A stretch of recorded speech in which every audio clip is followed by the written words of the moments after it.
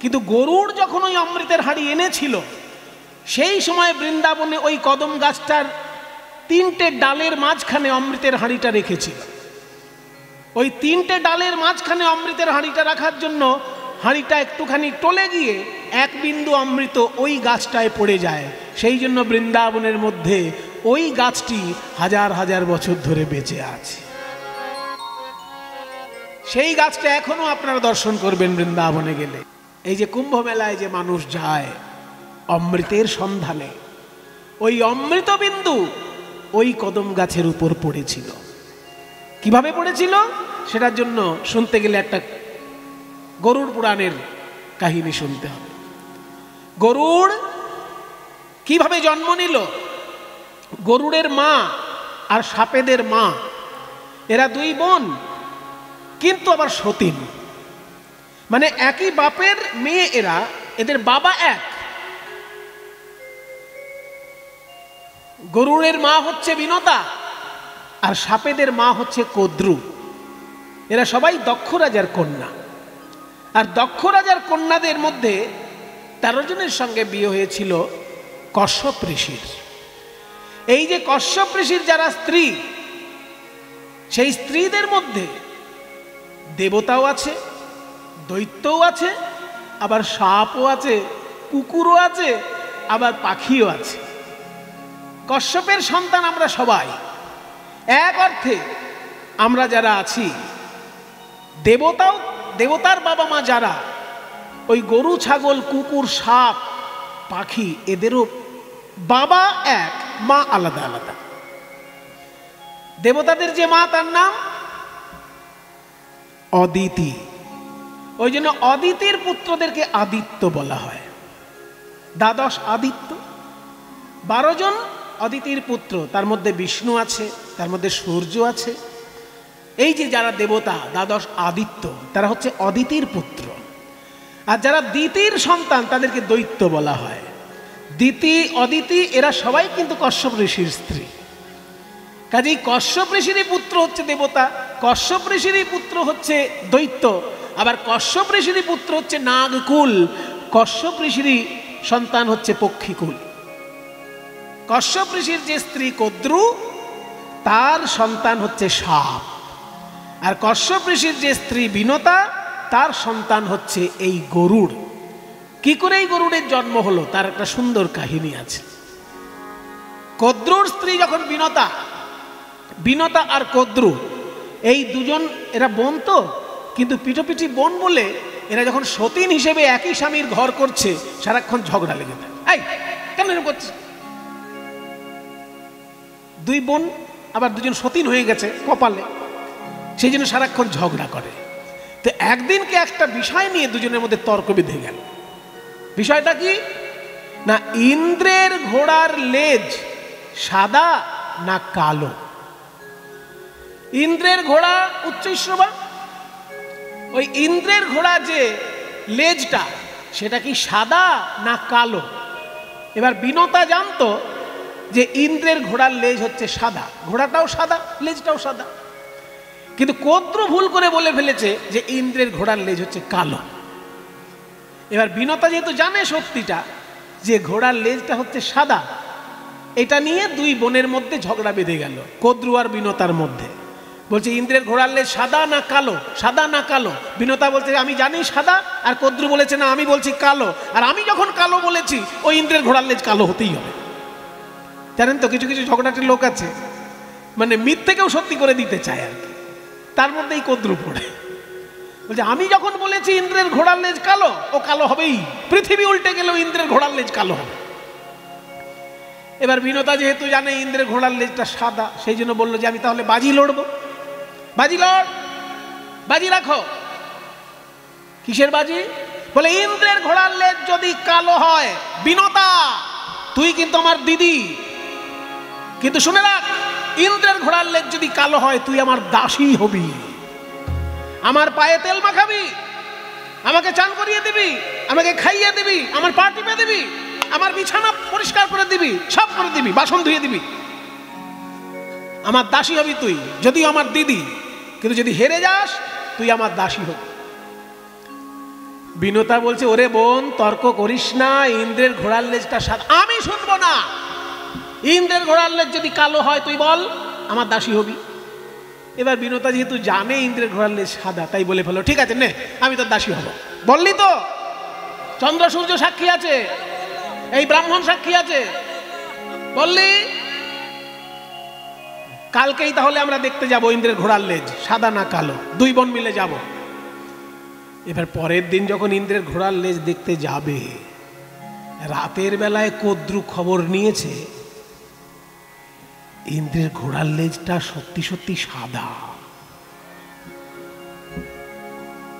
কদ্রু বলছে, তাহলে তো সকালবেলা দিদির সঙ্গে দেখতে গেলেই আমি তো হেরে যাব। জীবনে কারোর কাছে হার মানিনি, এই দিদির কাছে হার মানবো? তখন রাতের বেলা একটা ফন্দি আটল। কি ফন্দি? ওই যে কদ্রুর সন্তান যেহেতু সাপ, ওই কালো কালো সাপদেরকে ডেকে বলছে, আয় তো বাবা কালিও, আয় তো বাবা বাসুকি, আয় তো বাবা অনন্ত, আয় সাপেরা আয়। বলো মা, কালো কালো সাপ যারা আছিস তারা আয়, হলুদ সাপ আসবি না। এই নানান রঙের সাপ আছে, টিভিতে ইউটিউবে দেখবেন, হলুদ সাপ আছে, সবুজ সাপ আছে, লাল সাপ আছে, ওই অন্য রং চলবে না, শুধু কালো যারা আছিস তারা আয়। বলো মা কি করতে হবে? শোন, তোরা রাতারাতি যা, রাত্রের বেলা গিয়ে ইন্দ্রের ঘোড়ার লেজটাকে জড়িয়ে থাকবি। এবার সকালে যখন আমরা দুই বোন দেখতে যাব ইন্দ্রের ঘোড়ার লেজ, দূর থেকে তো দেখব, ইন্দ্রের লেজটার কাছে না গিয়ে দেখলেই হলো, দূর থেকে দেখব। তো যদি কালো সাপ জড়ানো থাকে লেজটা, তাহলে মনে হবে কালো লেজ।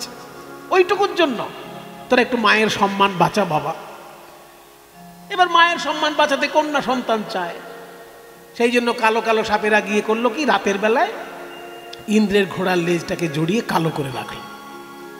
এবার সকালবেলায় দুই বোন এসেছে ইন্দ্রের ঘোড়া দেখতে, দূর থেকে দেখছে, যেহেতু দেখছে ইন্দ্রের ঘোড়ার লেজ কালো হয়ে আছে। বিনতা চিন্তা করলো, আমি তো শুনেছিলাম ইন্দ্রের ঘোড়ার লেজ সাদা, কালো দেখছি কেন? ওসব জানি না দিদি, কালকে তর্ক হয়েছে আমাদের দুই বোনের মধ্যে এবং কথা নিশ্চিত হয়ে গেছে যে ইন্দ্রের ঘোড়ার লেজ যদি কালো হয় তাহলে তুমি আমার দিদি হলেও আমার দাসী বৃত্তি করবে। বলো, আমার দাসী হবে তুমি? বিনতা বলল, বোন এই দিদিকে দাসী হিসেবে তোর খাটাতে ভালো লাগে, ওসব শুনবো না, ওসব নীতি কথা শাস্ত্র কথা শুনবো না, তুমি দাসী হবে কি না বলো। ঠিক আছে বোন, আমি যখন তোর কাছে বাজি হেরে গেছি, আমি তোর দাসী হব, তুই যা বলবি আমি তাই করে দেবো। কিন্তু তুই শুধু একটা কথা বল, জীবনে কবে আমি এই দাসী বৃত্তি থেকে মুক্তি পাবো? তোর দাসী হওয়া থেকে আমার মুক্তি ঘটবে কবে? এইবার কথা এসো, তুমি তো বাজা, কতদিন বিয়ে হয়েছে তোমার সঙ্গে? আমার বরেরই তো বিয়ে হয়েছে।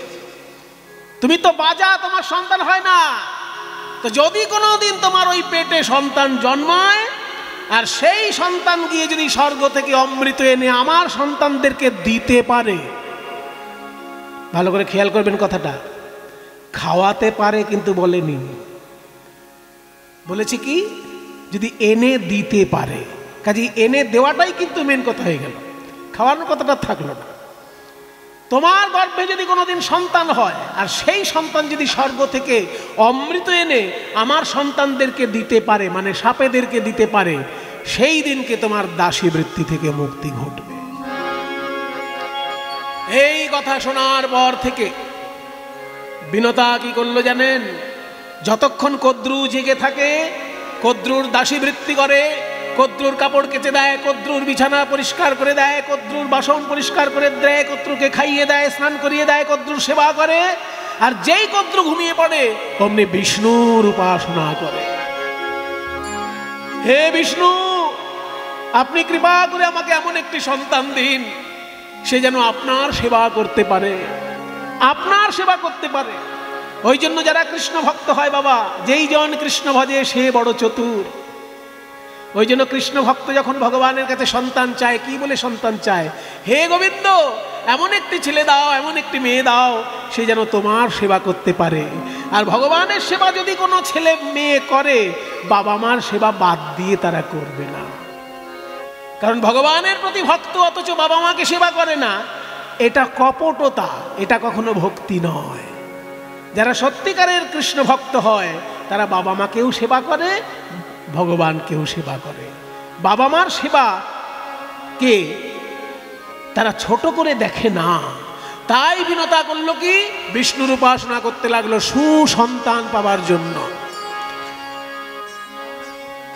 নম নারায়ণ নম নারায়ণ নারায়ণ নম নারায়ণ নম নারায়ণ নম নারায়ণ নারায়ণ নম নারায়ণ নম নারায়ণ নম নারায়ণ নম নারায়ণ নম নারায়ণ শঙ্খ চক্র গদা কেয়ুরবাণ শঙ্খ চক্র গদা কেয়ুরবাণ শঙ্খ চক্র গদা কেয়ুরবাণ শঙ্খ চক্র গদা কেয়ুরবাণ নম নারায়ণ নম নারায়ণ নারায়ণ নম নারায়ণ নম নারায়ণ নম নারায়ণ নম নারায়ণ নম নারায়ণ নম নারায়ণ নম নারায়ণ নম নারায়ণ নম নারায়ণ।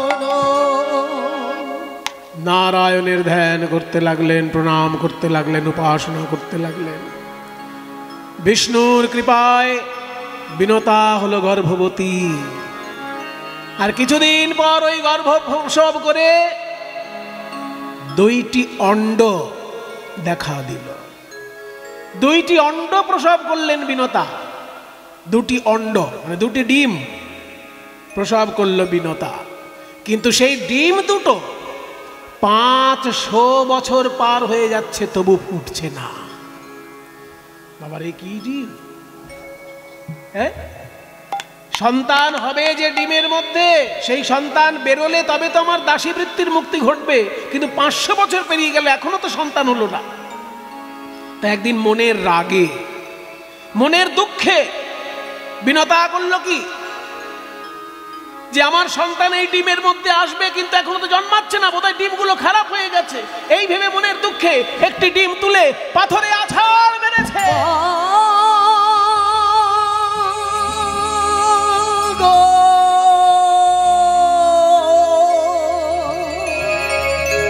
ডিম ফেটে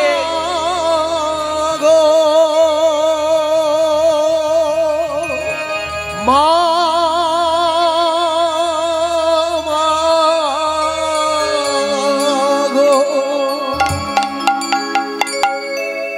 ডিম ফেটে ভিতর থেকে একটা বিকলাঙ্গ পাখি বেরিয়ে এলো। অর্ধেকটা পাখি অর্ধেকটা মানুষ, কিন্তু বিকলাঙ্গ। ডিমটা পুরোপুরি পুষ্ট হয়নি। যেহেতু মা অভিমান করে মনের দুঃখে ভেঙে দিয়েছেন ডিমটা, তাই একটি বিকলাঙ্গ অর্ধপক্ষী স্বরূপ, অর্ধেকটা মানুষ অর্ধেকটা পাখি হয়ে বেরিয়ে এলো। ছেলেটি কেঁদে কেঁদে মায়ের চরণে আছাড় খেয়ে পড়ল। মাগো, তুমি আমাকে পুরোপুরি সুস্থ হয়ে জন্মাতে দিলে না। যদি আমি পূর্ণ সুস্থ দেহ পেতাম, বিশ্ব ব্রহ্মাণ্ড প্রলয় করে দিতে পারতাম মা।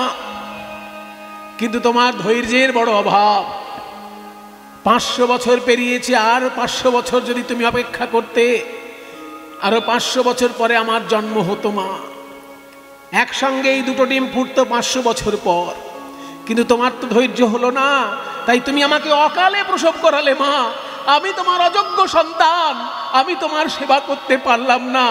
আমি বিষ্ণুর, আমি সূর্যের রথে চললাম, কিন্তু আর একটা যে ডিম আছে মা, ওইটাকে তুমি মনের দুঃখে ফাটিয়ে দিও না। সাবধানে সযত্নে ওই ডিমটাকে রক্ষা করো।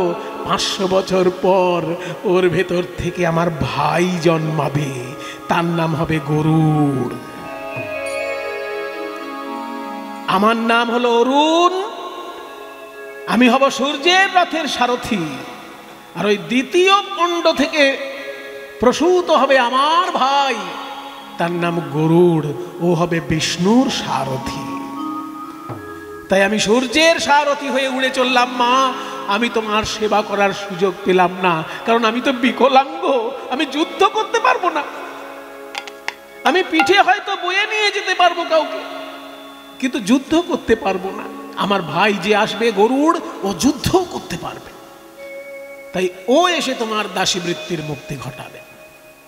দেখতে দেখতে আরো 500 বছর যখন পার হয়ে গেল, ওই দ্বিতীয় ডিমটা আপনি ফুটে ভিতর থেকে গরুড় মহারাজ প্রকাশিত হলেন। নিতাই গৌর হরি বল। বিষ্ণু ভক্ত শিরোমণি গরুড় মহারাজ কি জয়। বিষ্ণু বাহন গরুড় মহারাজ কি জয়। বিষ্ণু বাহন গরুড় মহারাজ কি। দ্বিতীয় অণ্ড প্রসবিত হয়ে তার ভিতর থেকে গরুড় বেরিয়ে এলো, পূর্ণ সুস্থ সুন্দর শরীর নিয়ে। বেরোনোর সঙ্গে কি করলো জানেন? সঙ্গে সঙ্গে মায়ের চরণে শুধু একটি প্রণাম করে এক ডানা ঝাপটা দিয়ে আকাশে উঠে গেল। আকাশে উঠে গিয়ে সূর্যকে ঢেকে দিল 2 ডানা দিয়ে।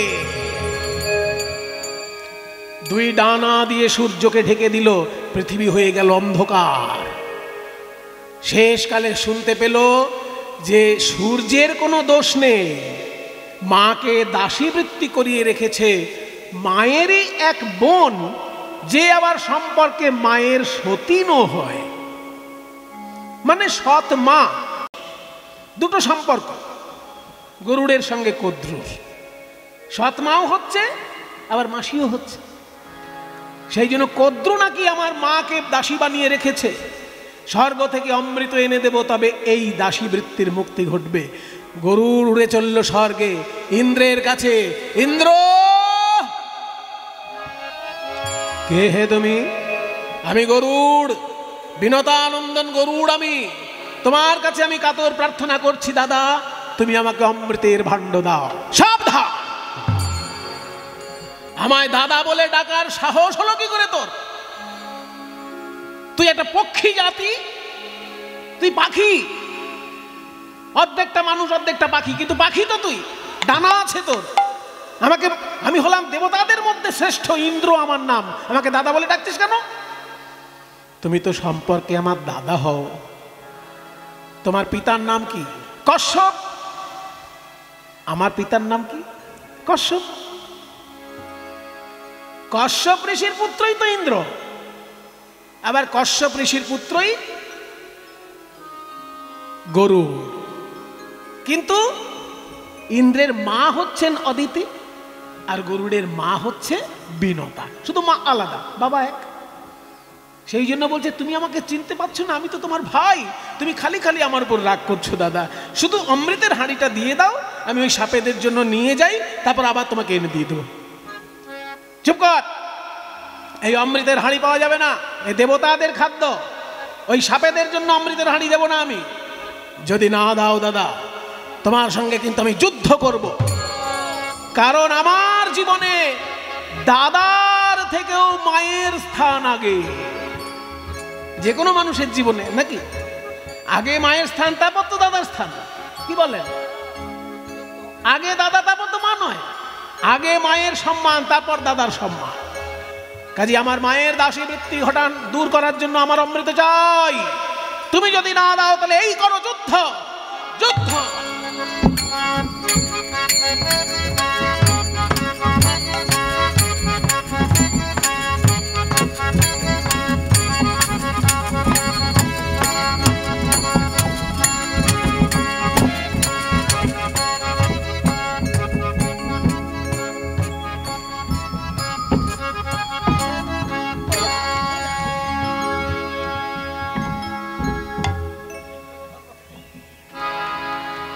শেষকালে ইন্দ্র কোনো রকমের উপায় না দেখে,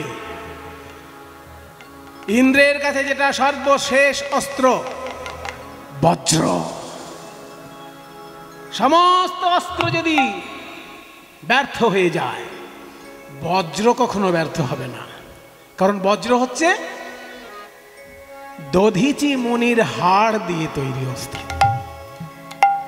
যেহেতু একজন মুনির হাড়, সেই জন্য সেটা কখনো ব্যর্থ হবে না। শেষকালে যুদ্ধে এটে উঠতে পারছে না বলে ইন্দ্র ওই বজ্র নিক্ষেপ করলো গরুড়ের উপর।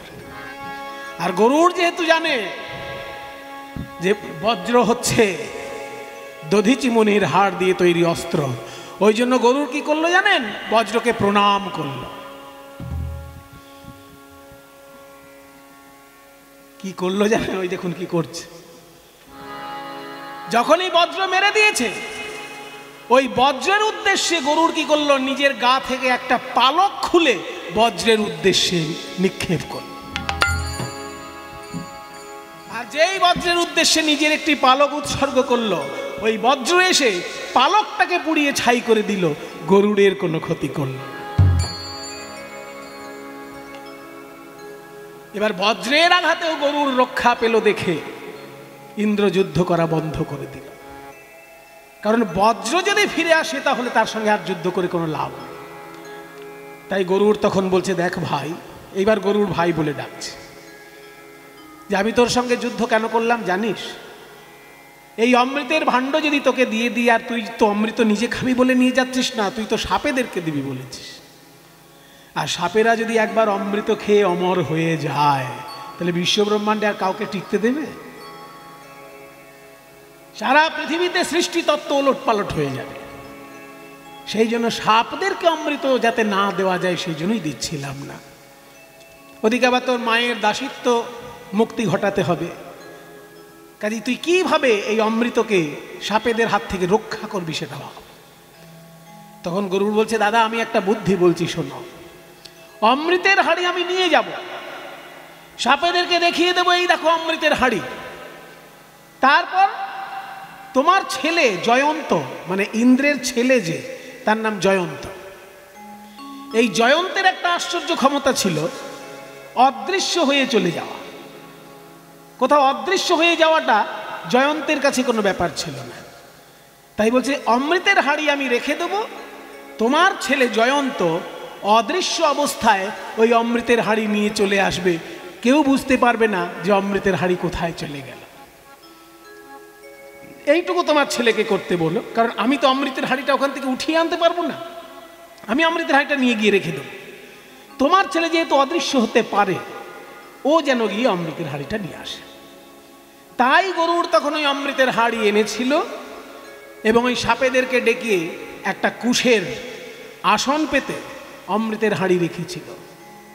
মরা কুশে অমৃতের বিন্দু ছিটিয়ে দেখিয়ে দিয়েছিল, এই দেখো মরা কুশে অমৃত ছিটিয়ে দিলাম, মরা কুশ জ্যান্ত হয়ে গেল। তাহলে এটা অমৃত, এই অমৃতের হাড়ি থাকলো কুশের উপর। এই বলে অমৃতের হাড়িটা কুশের উপরে রেখেছিল। জয়ন্ত এসে সেই অমৃতের হাড়ি নিয়ে চলে গেল। ওই জয়ন্ত এসে অমৃতের হাড়ি যখন অদৃশ্য অবস্থায় নিয়ে গেল, সাপরা বুঝতে পারলো না যে অমৃতের হাড়ি কোথায় গেল। কি গো, তুমি যে অমৃতের হাড়ি আনলে সেটা গেল কোথায়? বলে অমৃত হাড়ি বোধ হয় অদৃশ্য হয়ে যায় আপনা আপনি। আমি তো এনে দিয়েছি, সেটা তো তোমরা দেখেছো। মরা কুশকে জ্যান্ত করে দিয়েছি, তাও তোমরা দেখেছো। বলে হ্যাঁ, সেটাও দেখেছি। তাহলে এই কুশের উপরেই তো অমৃতের হাড়ি ছিল, ওইখানেই অমৃত বোধহয় বিলীন হয়ে গেছে। এই শুনে সাপেরা তখন ওই কুশ চাটতে লাগলো। কুশ চাটতে চাটতে তাদের জিহ্বা দ্বিধা বিভক্ত হয়ে গেল। তখন থেকে সাপেদের জিহ্বা বা সাপ জাতীয় যে সব প্রাণী আছে তাদের জিহ্বাগুলো দ্বিধা বিভক্ত। আর ওই যে অমৃতের হাড়িটা জয়ন্ত নিয়ে চলে গেল, সেই সময় ভারতবর্ষের 4টি জায়গায় রেখেছিল। যেখানে যেখানে ওই অমৃতের হাড়ি রেখেছিল সেখানে সেখানে একটু করে অমৃত পড়ে যায়। সেই জন্য সেই 4টি মহাতীর্থে কুম্ভ মেলা উৎসব হয়। জয়ন্ত যখন নিয়ে যায় ওই অমৃতের হাড়ি, 4টি জায়গায় বিশ্রাম দিয়েছিল। সেই 4টি জায়গা হচ্ছে হরিদ্বার, তারপর প্রয়াগরাজ মানে এলাহাবাদ, আরেকটি হচ্ছে উজ্জয়িনী, আরেকটি হচ্ছে নাসিক। ভারতবর্ষের এই 4টি জায়গায় ওই অমৃতের হাড়ি রাখা হয়েছিল। তাই সেইখানে লক্ষ লক্ষ মানুষের বিশ্বাস গেলে অমৃত লাভ হবে। আপনাদের আশীর্বাদে 4টি তীর্থেই কুম্ভ মেলায় আমি দর্শন করে এসেছি, প্রণাম করে এসেছি। আমার সৌভাগ্য হয়েছে ভারতবর্ষের 4টি কুম্ভ মেলাতেই যোগদান করে স্নান করে আসার, এবং মাকে সঙ্গে নিয়ে গিয়ে স্নান করিয়েছিলাম। এটা আমার বড় একটা প্রাপ্তি। সেই জন্য এই যে 4টি জায়গায় কুম্ভ মেলা অনুষ্ঠান হয় এই কারণে। কিন্তু গরুড় যখন ওই অমৃতের হাঁড়ি এনেছিল সেই সময় বৃন্দাবনে ওই কদম গাছটার 3টে ডালের মাঝখানে অমৃতের হাঁড়িটা রেখেছিল। ওই 3টে ডালের মাঝখানে অমৃতের হাঁড়িটা রাখার জন্য হাঁড়িটা একটুখানি টলে গিয়ে 1 বিন্দু অমৃত ওই গাছটায় পড়ে যায়। সেই জন্য বৃন্দাবনের মধ্যে ওই গাছটি হাজার হাজার বছর ধরে বেঁচে আছে। সেই গাছটা এখনো আপনারা দর্শন করবেন বৃন্দাবনে গেলে। কালীয় নাগ ওইখানে এলো কি করে? কালীয় নাগ এলো কি করে? ওই যে গরুড় যখন অমৃতের হাঁড়ি এনে দিল মাকে, ওইখানে আজ পর্যন্ত আমি কিন্তু কাহিনীটাকে আটকে রেখেছিলাম, এবার ওখান থেকে আবার শুরু করছি। গরুড় যখন অমৃতের হাঁড়ি এনে দিল মাকে, সব বিনোদ কদ্রুকে ডেকে বলছে, মাসি তুমি বলেছিলে অমৃতের হাঁড়ি তোমার ছেলেদের জন্য এনে দিতে পারলে মাকে দাসী বৃত্তি থেকে মুক্তি ঘটাবে, আমার সামনে বলো আজ থেকে মা মুক্ত হলো। কদ্রু বলছে, ওই তো অমৃতের হাঁড়ি দেখতে পাচ্ছি, আমার ছেলেরা ওই অমৃত পাবে, তাই তোর মা আজ থেকে দাসী বৃত্তি থেকে মুক্ত মুক্ত মুক্ত। যেই না কদ্রু বলে দিল বিনতা আজ থেকে মুক্ত, গরুড় কি শুরু করলো জানেন? একটা একটা সাপ ধরে খেতে লাগলো। কারণ গরু তো পাখি, পক্ষী জাতির খাদ্য তো পোকামাকড়, সাপও পক্ষী জাতির খাদ্য। সেই জন্য গরুড় করলো কি, এক একটা সাপ খেতে লাগলো। পেট ভরে গেলেও সাপ খাচ্ছে, কারণ গরুর মনে মনে চাইছে যে যার মা আমার মাকে কষ্ট দিয়েছে ওই প্রজাতিটাকেই আমি বাঁচিয়ে রাখবো না, সব সাপ খেয়ে শেষ করব। এই ভেবে গরুড় শুরু করেছে এক ধার থেকে সাপ খেতে খেতে খেতে সাপের একেবারে বংশনাশ করে দিতে শুরু করেছে। শেষকালে কদ্রু বিনতাকে বলে, দিদি আমি না হয় অন্যায় করেছি, কিন্তু আমার অন্যায়ের সাজা আমার সন্তানরা পাবে। দোষ করেছি আমি, আর আমার সন্তানদেরকে কষ্ট দিচ্ছে তোমার ছেলে। তোমার ছেলেকে নিষেধ করো, ও যেন আর আমার ছেলেদেরকে না খায়। তখন বিনতা বলছে, ওরে গরুড়, তুই এইভাবে সর্পকুল ধ্বংস করে দিস না। বলছে, মা তোমাকে কষ্ট দিয়েছে ওই সাপেদের মা, ওদেরকে আমি বাঁচিয়ে রাখবো না। বলে, না বাবা, ওরা অন্যায় করেছে বলে তুমি অন্যায় করবে, এটা তাহলে তুমি বিষ্ণু ভক্ত হলে না। তুমি তো বিষ্ণুকে পিঠে করে নিয়ে বেড়াও, তোমার ভেতর বৈষ্ণবতা কই? সে কথা যদি বলো মা, তাহলে সাপ তো আমার খাদ্য, আমার খাদ্য আমি খাবো, সেটা কেউ বাধা দিতে পারবে? বলে, শোনো, সাপ যদি তোমার খাদ্যই হয়, তুমি একটা করে সাপ রোজ খাবে। কদ্রু তখন বিধান করে দিল যে আমার সন্তানদের মধ্যে একটা করে সর্প রোজ তোর জন্য আমি পাঠাবো, কিন্তু আমার সব সর্পকে তুই খেয়ে শেষ করে দিস না। তাই গরুড়ের খাদ্য হিসেবে একটা করে সাপ রোজ আসতো। তো একটা করে সাপ গরুড়ের খাদ্য হিসেবে রোজ আসতো। একদিনকে ওই কালীয় নাগের পালা পড়েছে। কালীয় নাগের যেদিন পালা পড়েছে, কালীয় নাগ তো জানে আজকে গরুড় আমাকে খেয়ে ফেলবে, তাই মনের দুঃখে কালীয় নাগ গরুড়ের খাদ্য হয়ে গরুড়ের কাছে যাবার চেষ্টা করছে। দূর থেকে দেখছেন নারদ মুনি, উনি তো সব জানেন। উনি মনে মনে চিন্তা করছেন, এই কালীয় নাগকে যদি গরুড় খেয়ে শেষ করে দেয়, তাহলে তো বৃন্দাবনে শ্রীকৃষ্ণ এসে যখন লীলা করবেন, আমি তো কালীয় দমন লীলা দেখতে পাবো না। তাই সব সাপের মৃত্যু ঘটলেও কালীয়র মৃত্যু ঘটানো যাবে না, কালীয় নাগকে বাঁচাতেই হবে। তাই নারদ মুনি এসে কালীয় নাগকে বলল, শোনো কালীয়, গরুড় তোমাকে খেতে পারবে না, তুমি এখনই চলে যাও বৃন্দাবনে। যমুনার তীরে দেখবে একটা নতুন হ্রদ তৈরি হয়েছে, যে হ্রদটা যমুনা থেকে বিচ্ছিন্ন অথচ যমুনার জলেই তৈরি হয়েছে। ওইখানে গিয়ে তুমি বাসা করো। ওইখানে সৌভূরি মুনির আশ্রম আছে, আর ওই সৌভূরি মুনির আশ্রমে গরুড় কোনোদিনই যেতে পারবে না, তাই ও কোনোদিন তোমাকে খেতে পারবে না। বলছে, কেন সৌভূরি মুনির আশ্রমে গরুড় যেতে পারবে না কেন? ওইখানে সৌভূরি মুনির আশ্রম আছে, সৌভূরি মুনির আশ্রমে গরুড় যেতে পারবে না কেন? এই সৌভূরি মুনি ছিলেন বিরাট প্রভাবশালী একজন মুনি। এই সৌভূরি, তার এত বড় ক্ষমতা ছিল যে ওই মানধাতার পুত্র যুবনাশ্বের, মানধাতা নাম শুনেছেন তো? কোনো জিনিস পুরনো হলে বলে মানধাতা যুগের জিনিস। মানধাতা ছিলেন আমাদের ভারতবর্ষেরই প্রাচীন একজন রাজা। সেই মানধাতার পুত্র যুবনাশ্বের 50টি কন্যা ছিল। তো একবার সৌভরিমণি জানতে পারলেন যে পাশে স্ত্রী না থাকলে কোনো কোনো যজ্ঞ করা যায় না। কিছু কিছু যজ্ঞ আছে বাবা, পাশে স্ত্রী না থাকলে সেই যজ্ঞ করা যায় না। তাই সৌভরিমণি ওই রাজার কাছে গিয়ে বলেছিলেন, আপনার তো 50টি মেয়ে আছে, একটি মেয়ের সঙ্গে আমার বিয়ে দিন, আমার স্ত্রী পাশে থাকলে আমার যজ্ঞ করতে সম্পূর্ণ হবে। তখন রাজা ভাবলেন যে সর্বনাশ, এই মুনি ঋষির গলায় আমার মেয়েকে তুলে দেওয়ার থেকে, মেয়েকে কি মুনি ঋষির গলায় মেয়েকে তুলে দিতে আছে, তার থেকে এক কাজ করি, মুনি ঋষিকে যদি ফিরিয়ে দিই সেটাও আবার মুনি ঋষিকে অসম্মান করা, হিসাব দিয়ে দিতে পারে। তাই বলছে যে শুনুন মুনিবর, আপনার সঙ্গে আমার কন্যার বিয়ে দিতে আমার কোনো আপত্তি নেই, তবে মেয়েরা বড় হলে মেয়েদের একটা ইচ্ছার মূল্য থাকে। তাই আমার মেয়েরা যেহেতু বড় হয়েছে, আমি স্বয়ংবর সভা ডাকবো, সেই স্বয়ংবর সভায় আপনিও উপস্থিত হবেন।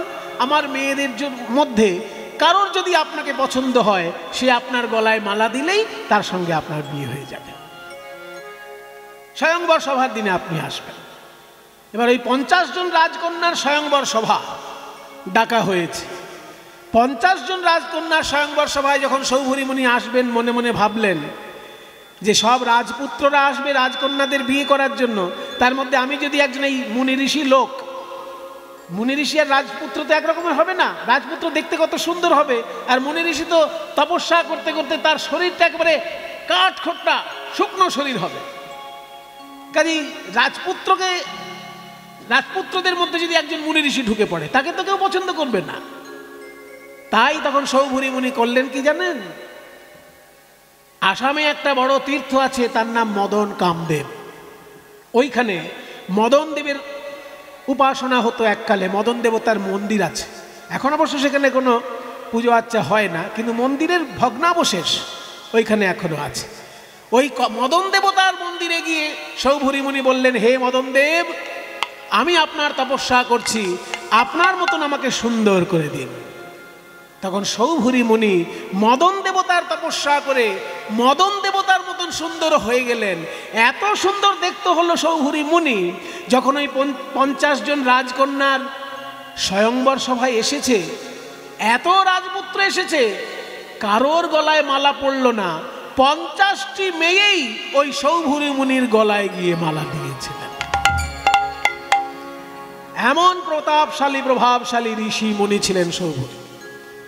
সেই সৌভরিমণি ওই বৃন্দাবনের যমুনার তীরে, যেখানটায় হ্রদ তৈরি হয়েছে, যমুনার জলে তৈরি, যমুনা থেকে বিচ্ছিন্ন হ্রদ, ওই তীরে বসে তিনি তপস্যা করতেন। তো ওই তীরেই তো ওই গাছটা আছে, যে গাছে গরুড় এসে অমৃতটা রেখেছিল। তো অমৃত রেখে যখন গরুড় জলের কাছে গিয়েছিল, দেখেছিল শোল মাছ খেলা করছে। শোল মাছ খেলা করছে, একটা বড় শোল মাছ আর তার সঙ্গে সঙ্গে বাচ্চা শোল মাছ, মানে বাচ্চাদেরকে নিয়ে মা শোল মাছটা খেলা করছিল। এবার এই যে বাচ্চাদেরকে নিয়ে মা শোল মাছ খেলা করছিল, এটা প্রতিদিনই খেলা করে, আর সৌভরিমণি ওই দর্শন করে আনন্দ পান। কিন্তু গরুড় যখন সেখানে চলে এসেছে, গরুড় তো জানে না ওসব। গরুড় ওই শোল মাছ দেখে আর লোভ সামলাতে পারেনি, ওই শোল মাছ দেখে বাচ্চাগুলোকে ধরে ধরে একটা একটা করে খাচ্ছে। এবার মায়ের সামনে যদি কোনো সন্তানকে হত্যা করা হয়, তাহলে সেই মা কত কষ্ট পায়। যখন ওই বাচ্চা শোল মাছগুলো ধরে ধরে গরুড় খাচ্ছে, শেষকালে বড়টাকে খাবে বলে রেখে দিয়েছে, সেই সময় সৌভরিমণি এসে হাজির হয়েছে। গরুড়, এ তুই কি সর্বনাশ করলি?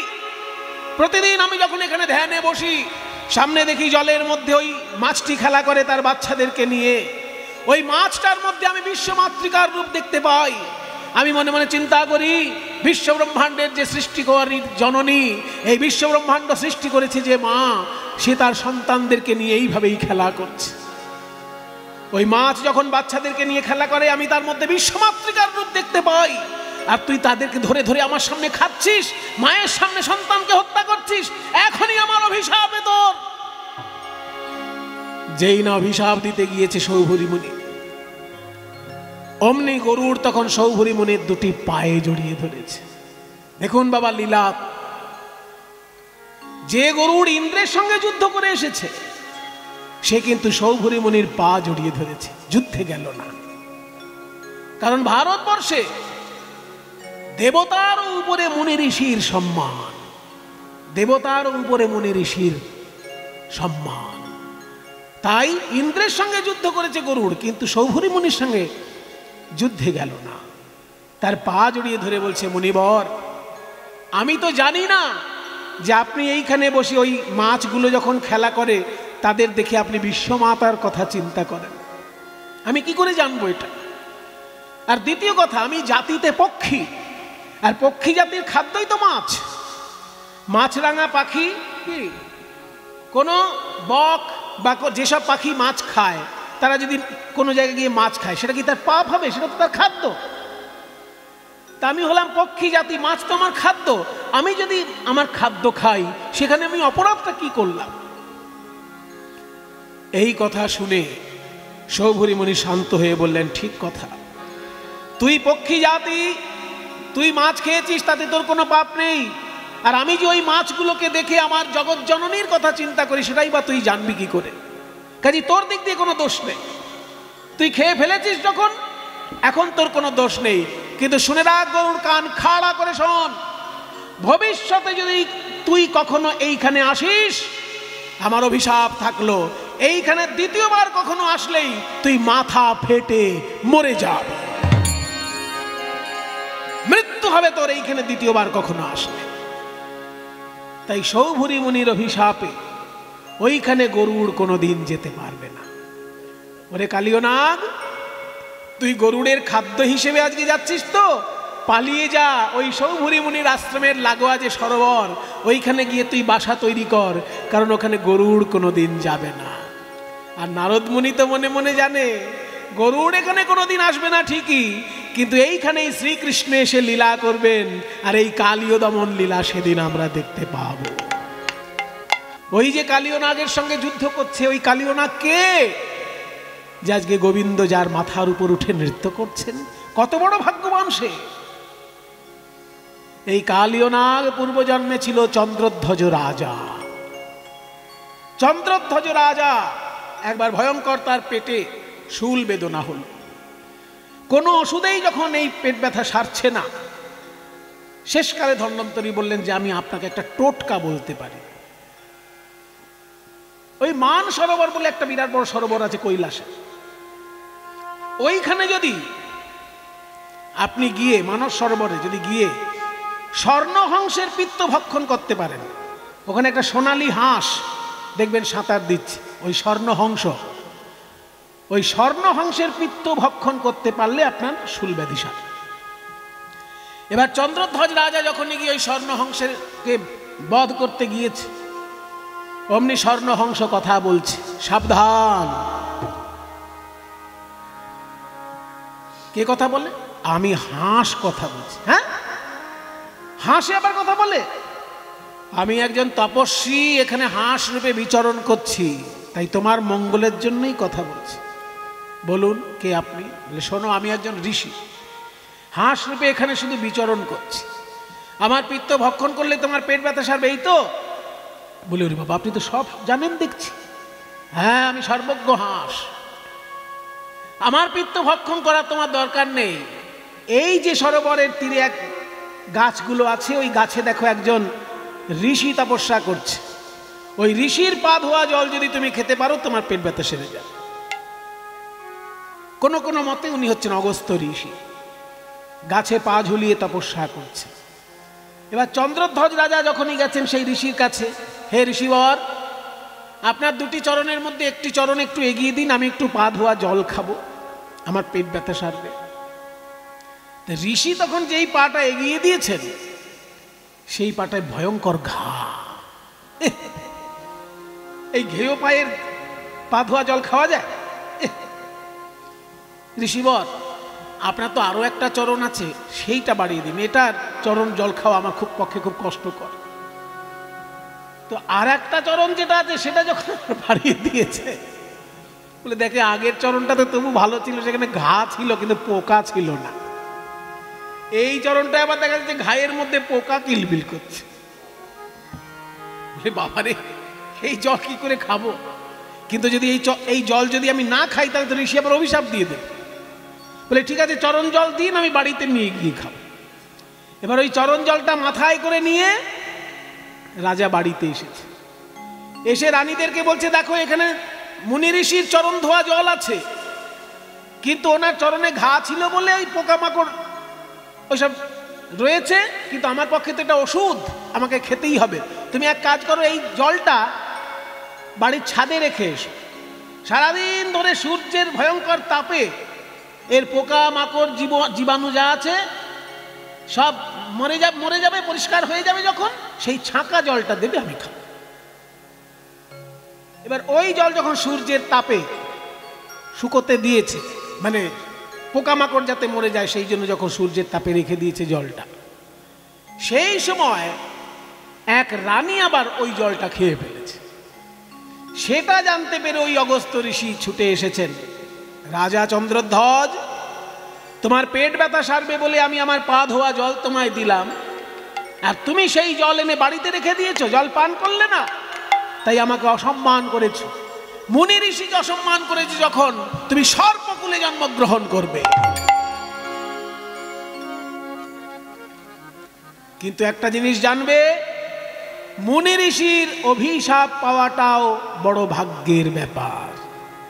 যখন তুমি আমার অভিশাপ পেলে যে সর্পকুলে জন্ম পাবে, আবার আমার আশীর্বাদটাও শুনে নাও। যেহেতু আমার পা ধোয়া জল তুমি মাথায় করে বয়ে এনেছো, তাই সর্পরূপে যখন তুমি জন্মগ্রহণ করবে, ওই মাথার উপর শ্রীকৃষ্ণ নৃত্য করবে। যেহেতু ভক্ত পদধৌত জল, সেই পা ধোয়া জল যেহেতু মাথায় করে তুমি এনেছো, ওই জন্য ওই মাথায় ভগবানের চরণ শোভা পাবে। তাই সেই চন্দ্রধ্বজ কালীয় নাগরূপে জন্মগ্রহণ করেছে, আর তার মাথার উপর শ্রীকৃষ্ণ নৃত্য করছেন। কিন্তু বাবা, একটা জিনিস জানবেন, যেখানে ভালো থাকে না সেখানে খারাপও এসে বাসা বাঁধতে চায়। ভালোর পাশাপাশি মন্দ থাকে বলেই কিন্তু ভালোর এত নাম ডাক ছড়ায়, তাই না? সবাই যদি ভালো হয়ে যায় তাহলে আর ভালোর কোনো মূল্য থাকবে? ভালো একটা কি দুটো কি পাঁচটা থাক, আর 90-95টা মন্দ থাক, তবে তো ভালো। নাকি বলুন, আপনার কি বলেন? 95টাই ভালো আর 5টা যদি মন্দ হয়, তাহলে ভালোর কোনো দাম থাকবে? ওই জন্য ভালো থাকে তো 1টা থেকে 5টার মধ্যেই থাক, আর 90 থেকে 95টা মন্দের মধ্যেই থাক। এটাই মোটামুটি ক্যালকুলেশন। তো ভগবান শ্রীকৃষ্ণ যেহেতু লীলা করবেন বৃন্দাবনে, আগে থেকেই মুনি ঋষিরা সেইখানে এসে যেমন মন্দিরে বা গাছতলায় বা পর্বতের গুহায় তপস্যা শুরু করেছেন, তেমনি কিছু কিছু দুষ্ট প্রকৃতির লোকেরাও সেইখানে এসে বাসা বাঁধছেন। কৃষ্ণ আসার আগে থেকেই অসুরের দল আশেপাশে জন্ম নিচ্ছে। এই যে মনে করুন অঘাসুর, বকাসুর, শকটাসুর, এরা তো কৃষ্ণ আসার জন্যই বৃন্দাবনে এসেছিল। কৃষ্ণ যদি বৃন্দাবনে না থাকতো তাহলে তো এই সব অসুরগুলো সেখানে আসতো না। কৃষ্ণ যেহেতু এসে লীলা করছে, তাই অসুরগুলো এসে তাদের কেরামতি দেখানোর চেষ্টা করছে। অবশেষে হাত পা গুটিয়ে হয় যমালয়ে যেতে হচ্ছে, আর না হলে শ্রীকৃষ্ণের চরণে যেতে হচ্ছে। যেহেতু শ্রীকৃষ্ণ ভগবান, সেই জন্য তার হাতে যারা মার খাচ্ছে সরাসরি মুক্তি লাভ ঘটছে, সরাসরি তারা ভগবানের চরণের সঙ্গে বিলীন হয়ে যাচ্ছে। এটা তাদের সৌভাগ্য। অন্য কোনো গুন্ডার হাতে মার খেলে, মনে করুন অঘাসুর, বকাসুর, শকটাসুর, এরা যদি কংসর হাতে মার খেত, ওদের মুক্তি লাভ হতো? কিন্তু কৃষ্ণের হাতে মার খেয়েছে বলে সবার মুক্তি লাভ হয়ে গেছে। এটা তাদের ভাগ্য। কাজেই মার খাওয়াটাও ভাগ্যে থাকা চাই। ঠিক জায়গা মতো মার খেলে মুক্তি লাভও হয়ে যায়। মার খাওয়াও কিন্তু অল্প ভাগ্যের কথা নয়। যদি কৃষ্ণের মতন হাত থাকে, কৃষ্ণের মতো হাত যদি থাকে, তাহলে সেখানে মার খাওয়াটাও ভাগ্যের ব্যাপার। কারণ সেখানে যারা মার খেয়েছেন, যারা মরেছেন, তাদের মুক্তি লাভ হয়েছে। তো যেহেতু কৃষ্ণ এসে লীলা করবেন, সেই জন্য মুনি ঋষি এসে সেইখানে আশেপাশে ধ্যান তপস্যা করার জন্য কেউ কেউ আশ্রম বানাচ্ছে, কেউ গাছের তলায় বসে তপস্যা করছে, কেউ গিরি গুহায় তপস্যা করছে। আবার দৈত্য দানবরাও আশেপাশে আসছে, অপেক্ষা করছে তারা কখন কৃষ্ণ আসে, খাপ করে ধরব। ঠিক তেমনি কালীয় নাগও এসেছে বৃন্দাবনে। সারা পৃথিবীর মধ্যে এত জায়গা থাকতে কালীয় নাগ বৃন্দাবনে কেন এলো, তার অনেক বড় কাহিনী আছে, আমরা শুনবো, একটু একটু করে সবই শুনবো। বৃন্দাবনে কালীয় নাগ এসে যেই জায়গাটায় থাকতেন সেই জায়গাটার নাম হচ্ছে কালীদহ। কালীয় দহ, দহ কাকে বলে? এই যে শিয়ালদহ নাম শুনেছেন তো, শিয়ালদা স্টেশন, শিয়ালদা স্টেশন পুরো নামটা কি? শিয়ালদা তো নয়, শিয়ালদহ। তেমনি খড়দা, আমরা খড়দা বলি কিন্তু লিখতে হয় কি খড়দহ। তেমনি দহ শব্দের অর্থটা কি তাহলে? শিয়ালদহ, খড়দহ। দহ জিনিসটা কি তাহলে? দহ জিনিসটা হচ্ছে হ্রদের মতন। হ্রদ, হ্রদ জানেন তো, বিরাট বড় জলাশয়কে হ্রদ বলে, বিরাট জলাশয়, দিঘির থেকে অনেক বড় জলাশয় তাকে বলে হ্রদ। অনেকগুলো পুকুরের মতন, অনেকগুলো পুকুর মিলেমিশে এক জায়গায় হয়ে যাবে, সেরকম যদি হয় সেটা দিঘি। আর দিঘিও প্রায় 100-150 দিঘি ঢুকে যেতে পারে, 1000 খানেক দিঘি ঢুকে যেতে পারে, এত বড় জলাশয় যদি থাকে তাকে বলে হ্রদ। কিন্তু হ্রদ উচ্চারণটা সবসময় হয় না, হয় রফলা দ, হ্রদ তো। কিন্তু কিছু কিছু লোক ছোটবেলা থেকে রফলা উচ্চারণ করে না বলে আজীবন করতে পারে না। আমাদের দলে একজন ছিল, নামটাম বলবো না শেষকালে, পরে গিয়ে আমাকে আবার যা খুশি তাই শোনাবে। সে কোনোদিন রফলা উচ্চারণ করে না, মানে কারোর নাম যদি প্রদীপ হয় সে প্রদীপ বলবে, প্রদীপ দা, ও প্রদীপ দা, আচ্ছা না, এরকম প্রদীপ বলে না কোনোদিন। তেমনি ব্রহ্মা বিষ্ণু মহেশ্বর, ব্রহ্মা রফলা বলে, ব্রহ্মা বিষ্ণু মহেশ্বর, ব্রহ্মা প্রদীপ। তাহলে রফলা বাদ দিয়ে বলা হ্রদ যদি হয় তাহলে কি বলবো? হদ। এবার হদ, হদ এটা বারবার বলুন, দেখুন কিরকম উল্টে যাবে। হদ, হদ, হ দহ, দহ, দহ, দহ। যারা বাংলা ভাষা নিয়ে গবেষণা করেন তারা জানেন যে শব্দ এইরকম ভাবে পাল্টে যায়। হ্রদ শব্দটাই রফলাবাদ হয়ে গিয়ে হদ হয়েছিল, সেই হদটা উল্টে গিয়ে দটা আগে এসে গেছে, হটা পরে হয়েছে দহ, অর্থাৎ দহ মানে হ্রদই। তাহলে এই যে হ্রদ, কালীয় নাগ যে হ্রদে বাস করতেন, সেই হ্রদটা কেমন হ্রদ? সেই হ্রদটা কিন্তু একটা প্রাকৃতিক হ্রদ, মানে খুঁড়ে তৈরি করা হয়নি, হ্রদটা আপনা আপনি তৈরি হয়েছে। হ্রদের অনেক রকমের রূপ আছে বাবা, যারা ভূগোল নিয়ে পড়াশোনা করেন দেখবেন, হ্রদ অধ্যায়টা দেখবেন, হ্রদের অনেক রকমের রূপ আছে। তার মধ্যে এক রকমের হ্রদকে বলা হয় অশ্বক্ষুরাকৃতির হ্রদ।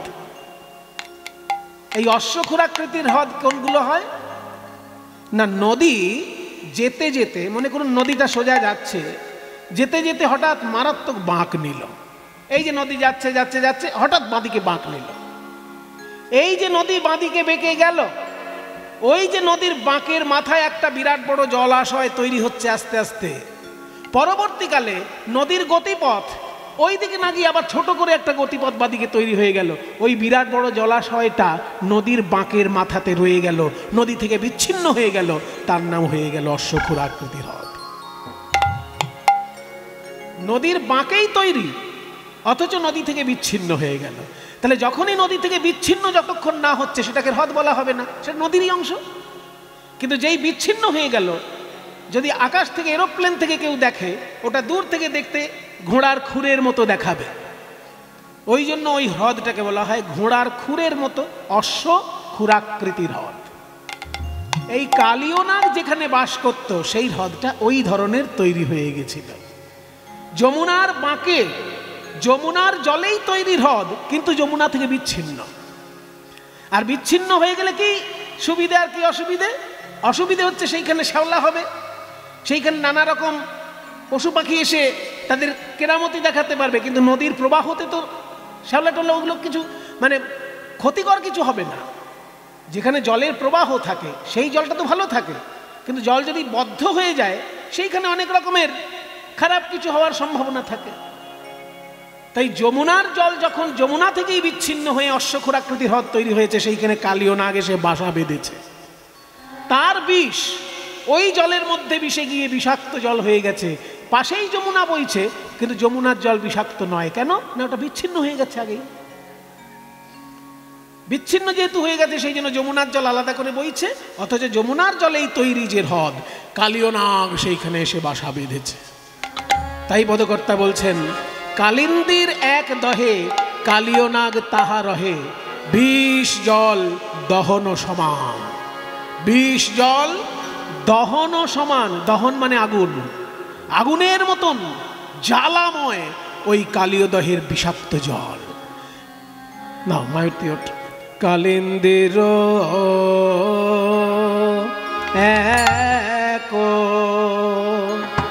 এক দহে হাত হাতে রেখে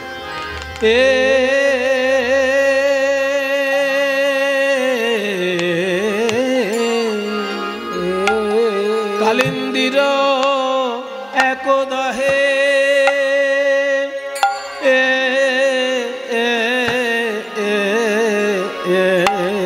কালীয় নাগ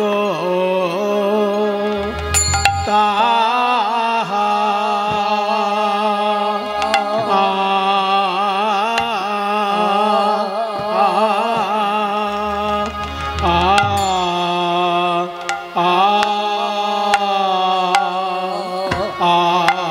রহে, কালিন্দির এক দহে কালীয় নাগ তাহা রহে রে আহা রে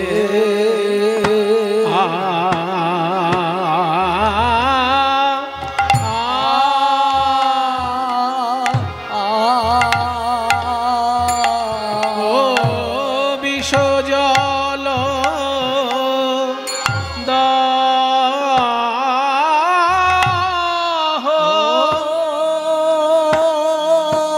আগুনের মতো বিষাক্ত,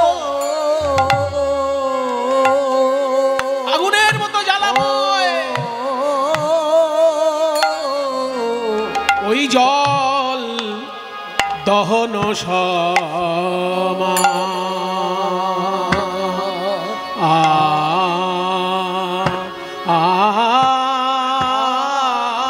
সমান রে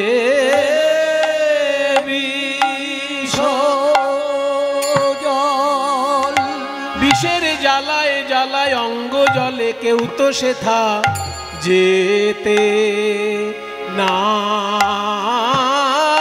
রে। কালী দহের বিষ জলে, কালী দহের বিষ জলে কেউ তো সেথা যেতে না। কালী বিষ জল, বিষ জলে যেতে না রে। জ্বালায় জ্বালায় অঙ্গ জলে কেউ তো সেথায় যেতে না রে।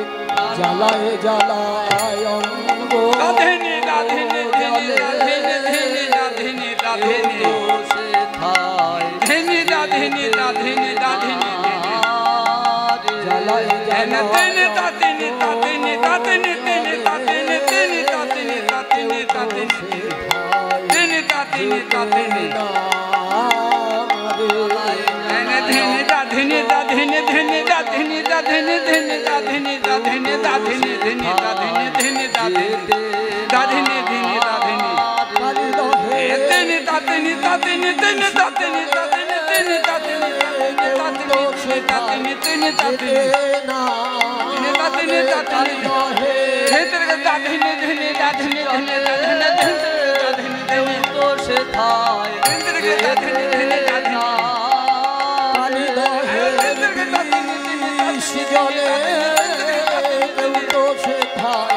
যেতে না রে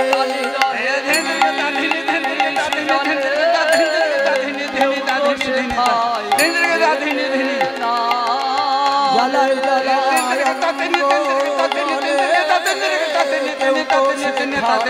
যেতে না রে জ্বালায় জলে কেউ তো সেথায় যেতে না জ্বালায় জ্বালায় অঙ্গ জলে কেউ তো সেথায় যেতে না রে জ্বালায় জ্বালায় অঙ্গ জলে কেউ তো সেথায় যেতে না কালিদাহের বিষ জলে কেউ তো সেথায় যেতে না রে কালিদাহের বিষ জলে কেউ তো সেথায় যেতে না কালিদাহের বিষ জলে কেউ তো সেথায় যেতে না রে কালিদাহের বিষ জলে কেউ তো সেথায় যেতে না তাই হরি বল হরি বল। কেউ তো সেথায়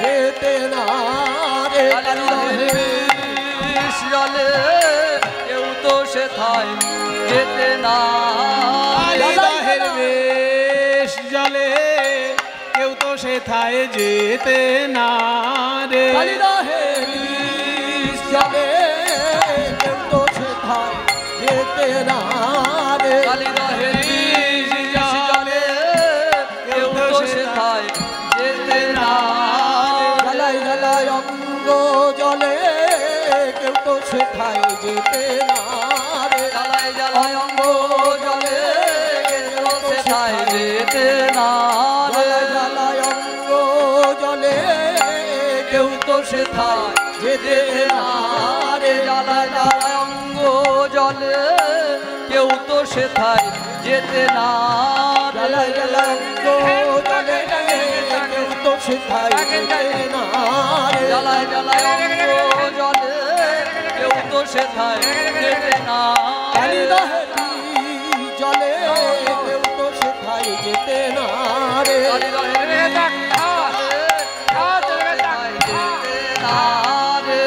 বিষ জলে কেউ তো সেথায় যেতে না রে কেউ তো সেথায় যেতে না দহের বিষ জলে কেউ তো সেথায় যেতে না রে দহের বিষ জলে কেউ তো সেথায় যেতে না রে অঙ্গ জলে কেউ তো সেথায় জ্বালায় জ্বালায় অঙ্গ জলে কেউ তো সেথায় যেতে না রে কালিন্দির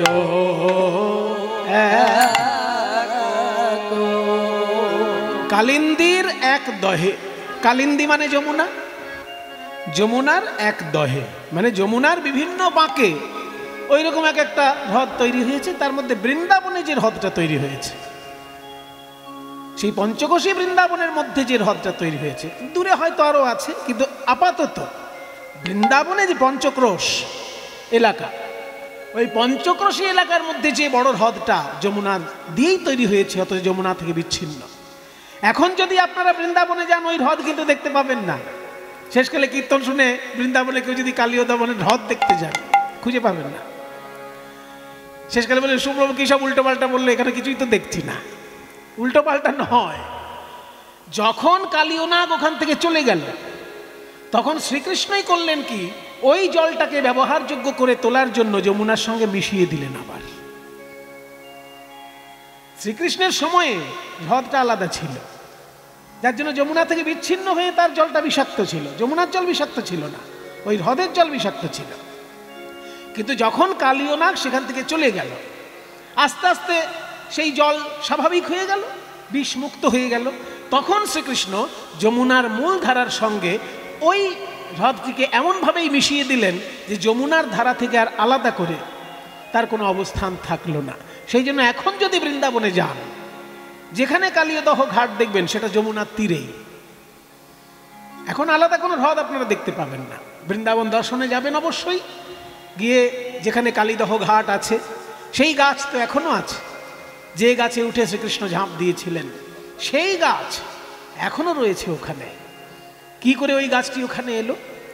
তাহার উপরে বায় কোনো পাখি যদি উড়ে যায়, তাহার উপরে বায়, তাহার উপরে তাই গৌর হরি উপরে বায়, তাহার উপরে বায়, তাহার উপরে বায়, তাহার উপরে বায়, উপরে বায়, তাহার উপরে বায়, কোন পাখি যদি উড়ে যায়, পড়ে তাহা তেজিয়া পরাণ রে। বিষ জলে পড়ে তাহা, সেই পাখির প্রাণ, সেই পাখির প্রাণ, যে পাখি কালীদহের উপর দিয়ে উড়ে যায়, ওই বিষ জলের জ্বালায় ছটফট করতে করতে তার মধ্যে পড়ে যায়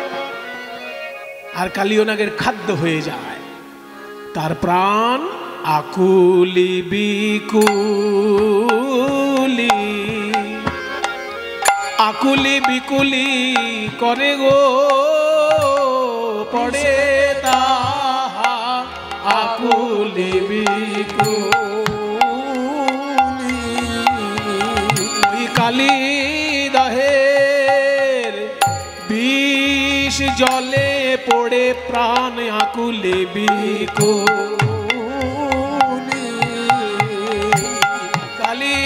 কালীদহের বিষ জলে সবাই ছটপট করে গো, ওই কালীদহে বিষ জলে প্রাণ সবাই ছটপট করে গো, কালীদহে বিষ জলে জানো ছটফট করে গো, কালীদহে বিষ জলে সবাই ছটপট করে গো, কালীদহে বিষ জলে প্রাণ আকুলি বিকুলি। ওই বিষ জলে আকুলি বিকুলি করে গো, পড়ে তাহা তেজিয়া পরাণ গো। যখন ওই কালীদহের তীরে তীরে মহাপ্রভু ঘুরছিলেন, তখন কৃষ্ণদাস বলেছিলেন, প্রভু এই দেখো সেই কদম গাছ, এই কদম গাছের উপর উঠে শ্রীকৃষ্ণ ঝাঁপ দিয়েছিলেন কালীদহ জলে। আপনারাও যদি এখন বৃন্দাবনে যান দেখতে পাবেন সেই কদম গাছ। এই তো কদম্ব তরুর উপরে উঠিয়া দিলেন ঝাঁপ, হেথা শিশুকুল কাঁদিয়াও আকুল সুরগণ হেরি কাঁপ, কৃষ্ণদাস বলেছিল মহাপ্রভুকে। তাহলে এই কদম গাছটা অমর হয়ে রইল কি করে? দাপর যুগ থেকে এখনো কলিযুগে বেঁচে আছে। মহাপ্রভু যখন দর্শন করেছেন তখনও যেমন দেখতে ছিল, এখন যে গাছটা আছে এখন একই রকম দেখতে আছে, একভাবে ওই গাছ বেঁচে আছে, কদম গাছটি অমর। মহাপ্রভু যেমন দেখেছেন আমরাও তেমন দেখছি। ওই জন্য গাছটির নাম হচ্ছে অক্ষয় কদম্ব বৃক্ষ। অক্ষয়, ও মরবে না। কেন মরবে না? এই যে কুম্ভ মেলায় যে মানুষ যায় অমৃতের সন্ধানে, ওই অমৃত বিন্দু ওই কদম গাছের উপর পড়েছিল।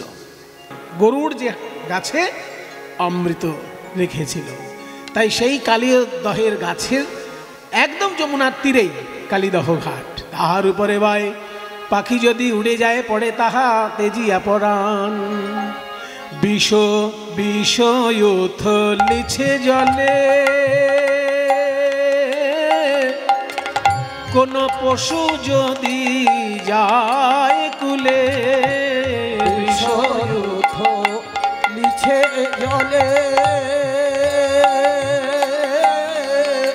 প্রাণী যদি যায় কুলে, বিষের বাতাস পাইয়া মরে, তারা বিষের বাতাস পাইয়া মরে।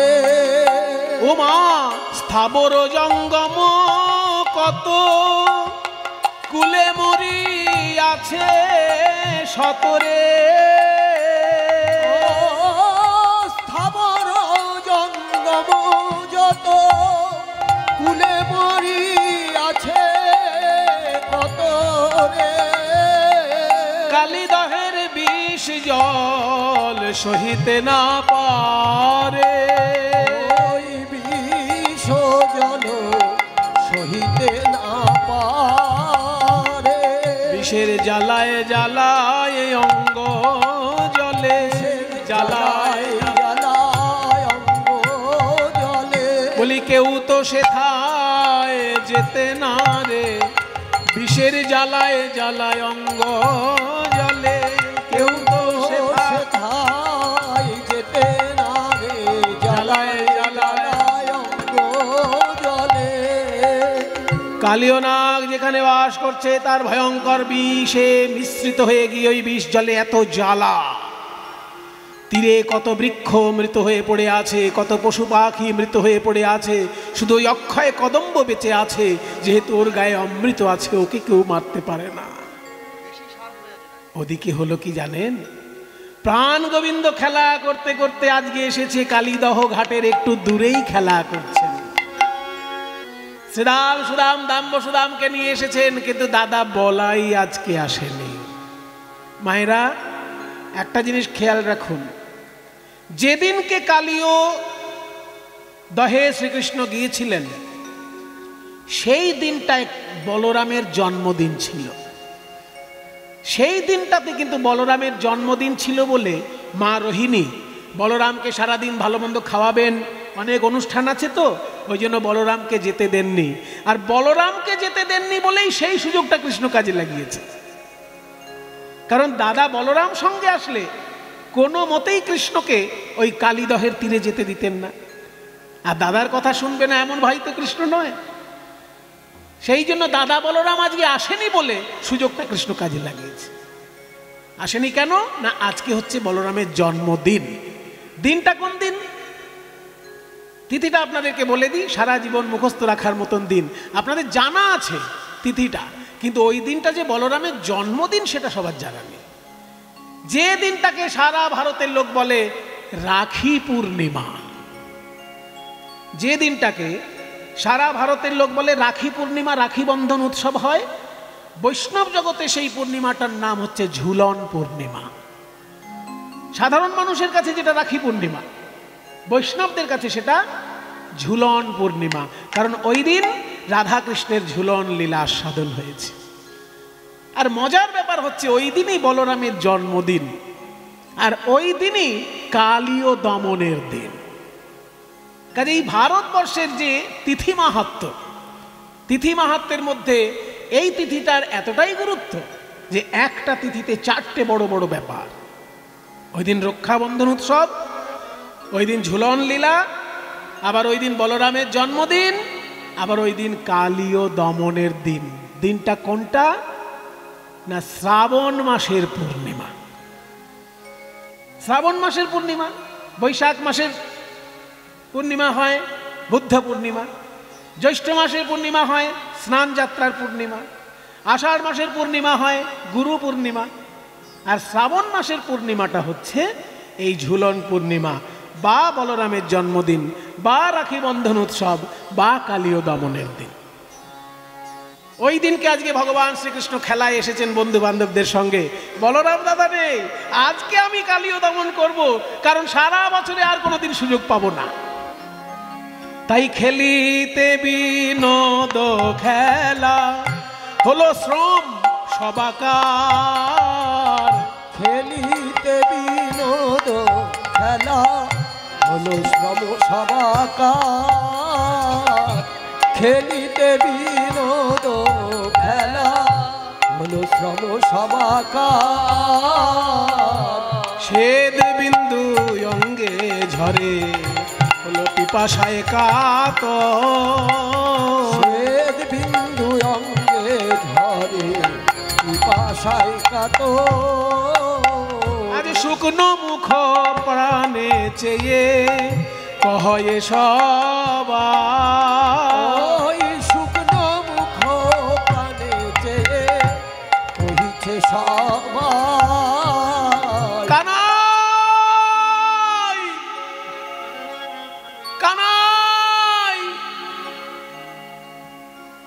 জল খাইনি রে, পিপাসায় যেন বুকটা ফেটে যাচ্ছে। পিপাসায় প্রাণ যায়, রক্ষা করো ভাই। পিপাসায় প্রাণ যায়, রক্ষা করো ভাই। প্রাণের কানাই বলে দে রে, প্রাণের কানাই বলে দে রে, কোথা গেলে জল খেতে পাবো।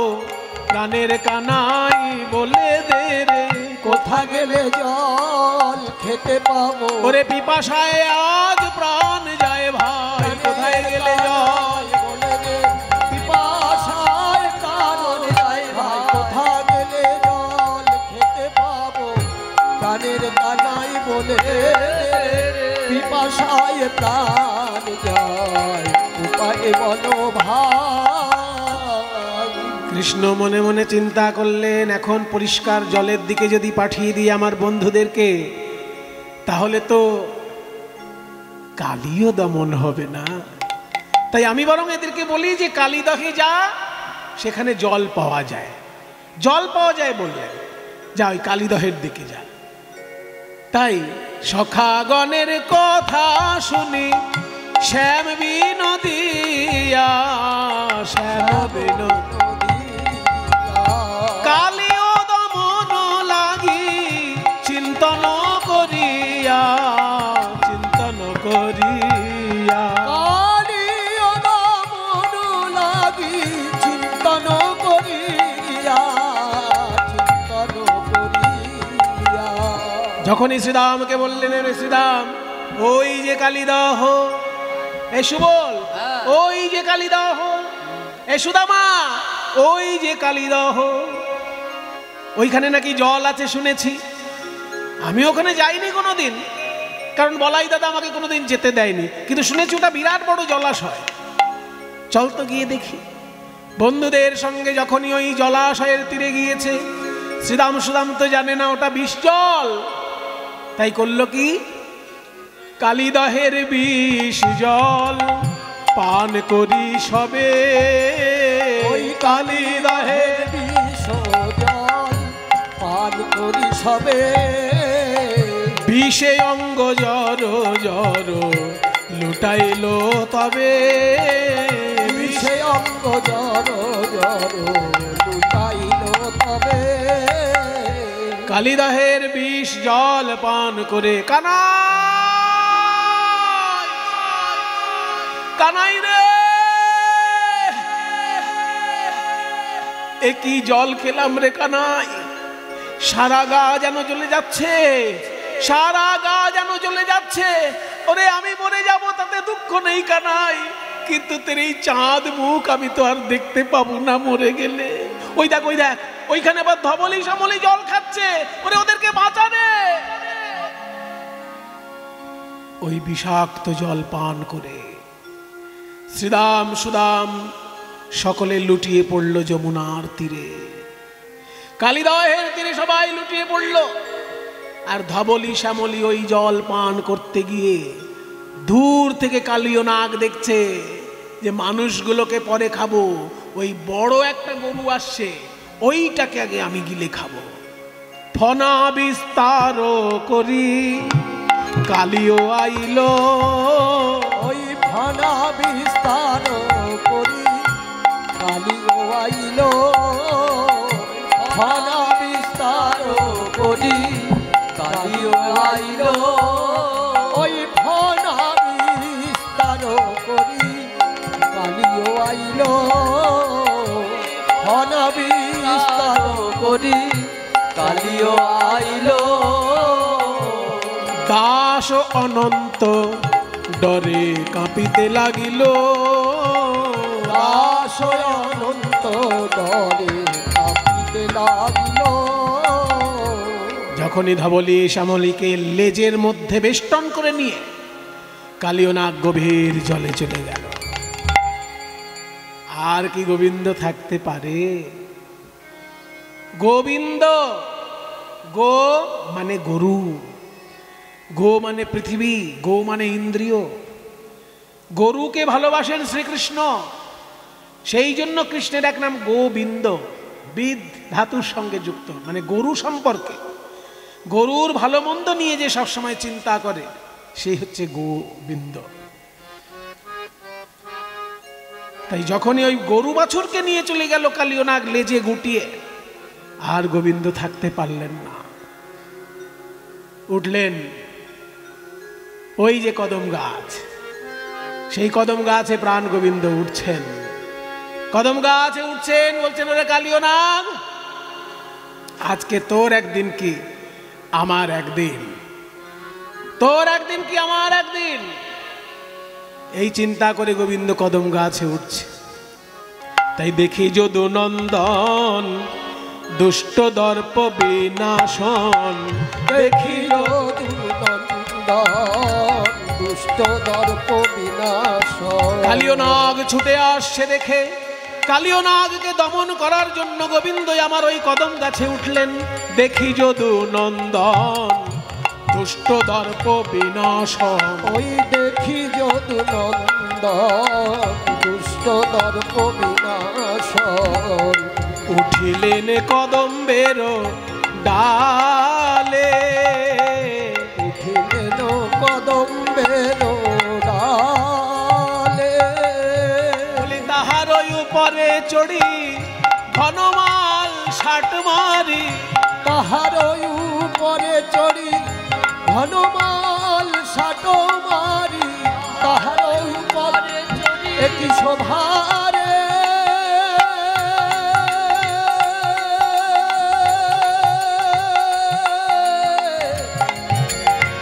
একই শোভারে,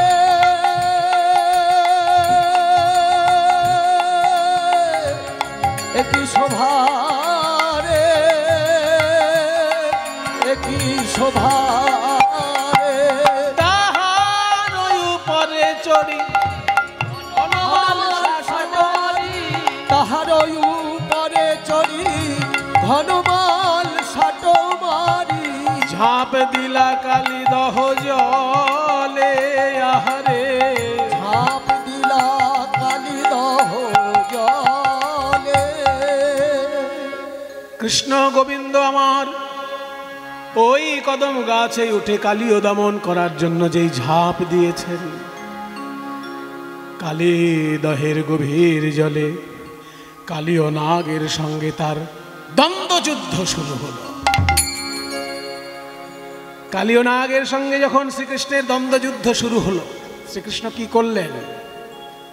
কালীয় নাগের একেবারে ফনার উপরে উঠে গেলেন, এক একটা চরণের আঘাতে মাথাটা ফেটে যাচ্ছে, ফেটে গিয়ে মুখ থেকে এমন রক্ত উঠছে, মাথার মণিটা ছিটকে গিয়ে গোবিন্দেরই চরণে পড়ছে, আর ওই মুখ থেকে রক্ত গিয়ে আকাশে উঠছে, আকাশে কালীয় নাগের রক্ত উঠে গিয়ে সেই রক্ত যখন পৃথিবীতে পড়ছে, রক্ত বৃষ্টি হচ্ছে।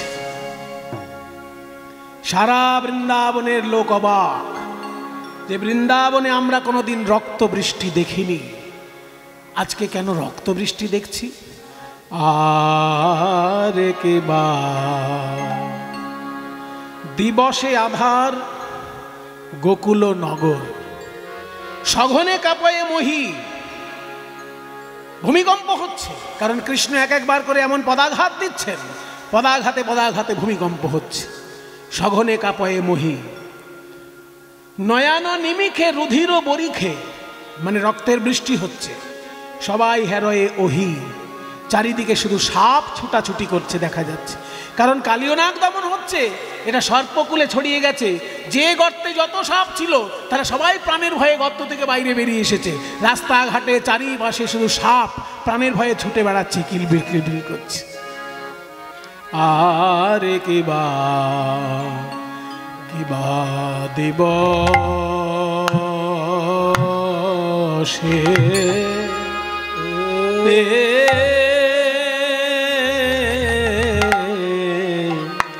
দিবসে আধার আধার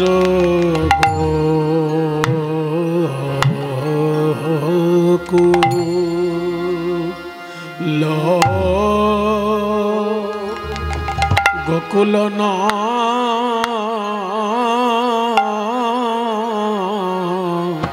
নগর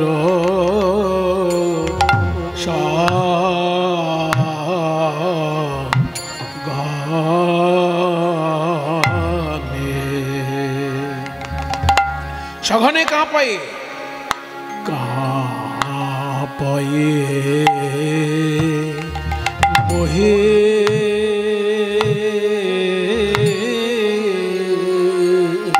কাঁপে রে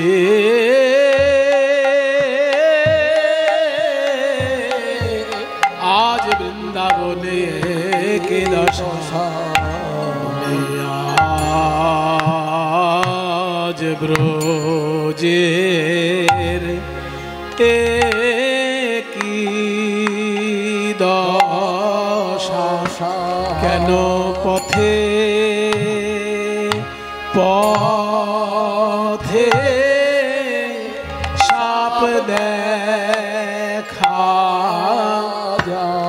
বলি এমন দশা কভু দেখি নাই পথে পথে সাপ দেখা যায়। মহারাজ মা যশোদা আজকে বাড়িতে থেকে কেঁদে উঠলেন, মহারাজ এ কি, আকাশ থেকে রক্তের ফোঁটা পড়লো গায়ে।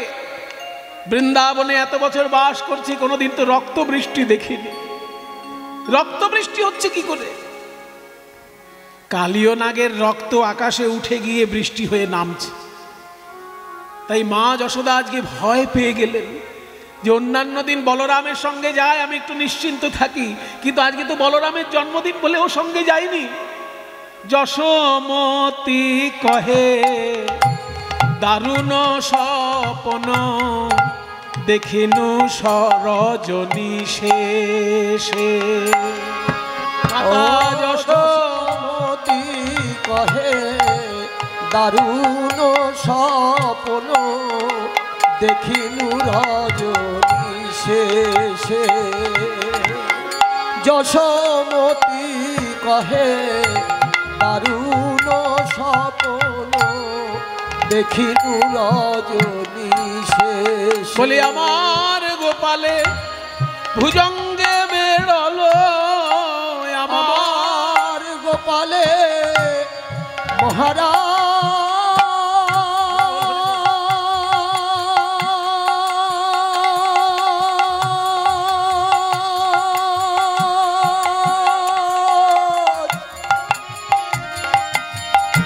ওহে মহারাজ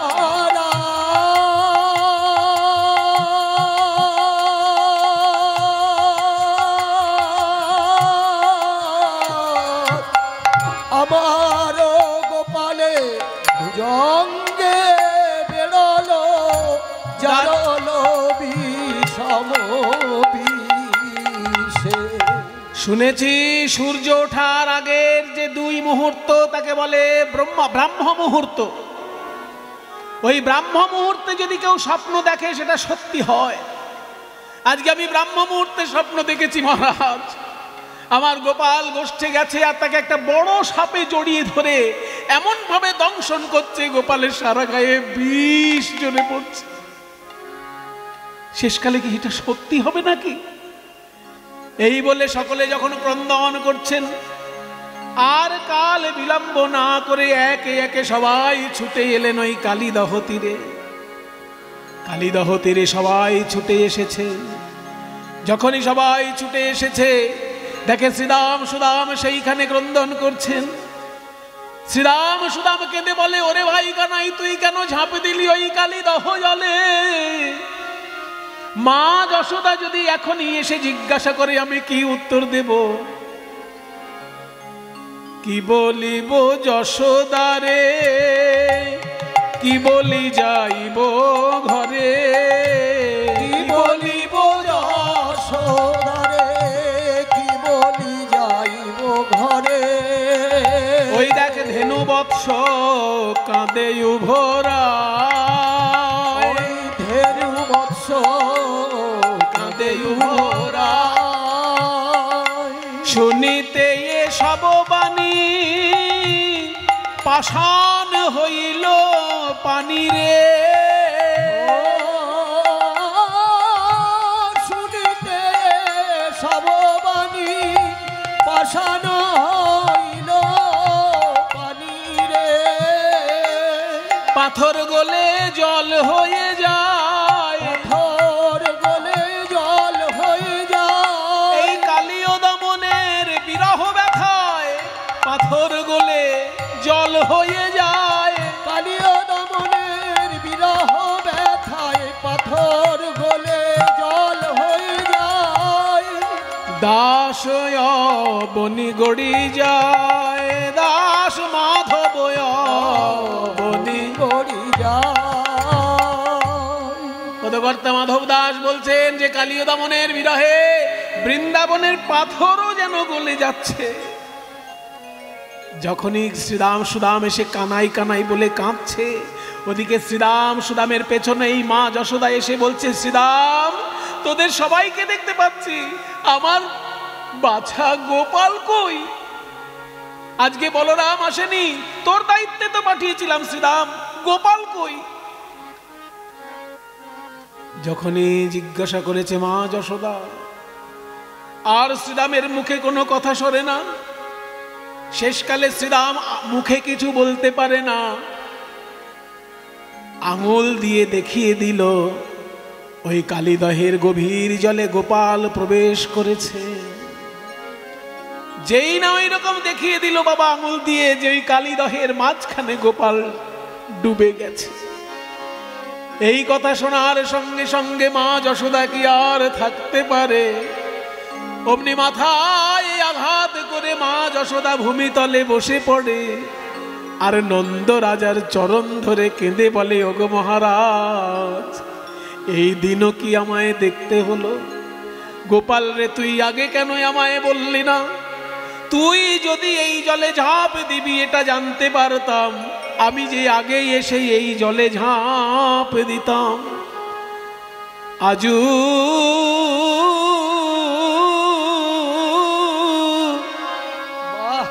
কাঁদে ব্রজেশ্বরী উচ্চৈঃস্বর করি, বলে কোথারে গোকুল চন্দ পদ।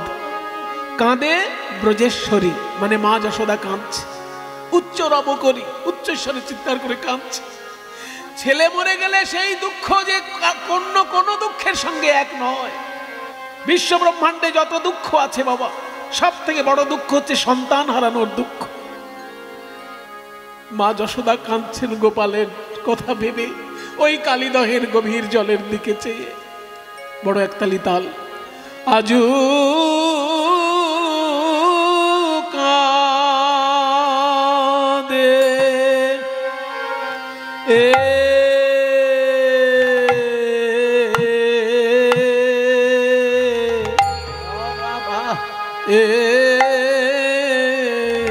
কাঁদে ব্রজে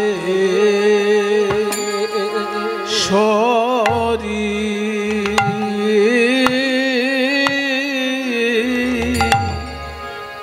ব্রজেশ্বরী উচ্চ রব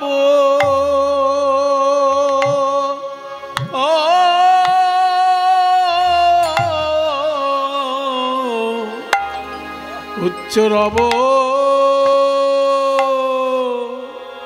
করি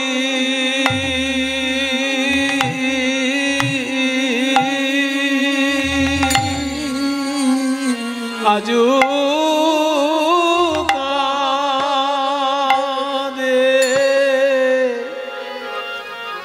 বাপ গোপাল একবার কো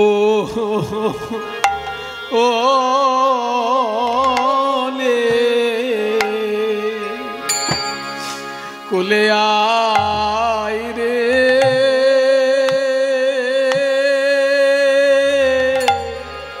আজু কাঁদে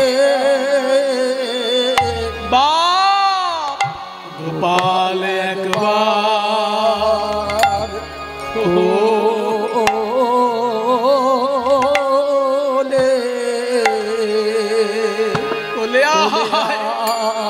রে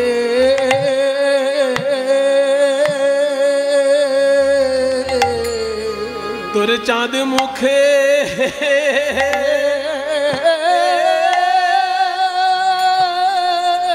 চাঁদ মুখে মা মা বলে একবার কোলে কোলে আয় রে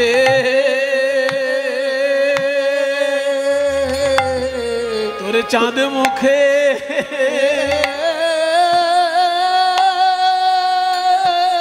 চাঁদ মুখে মা মা বলে বলিও রে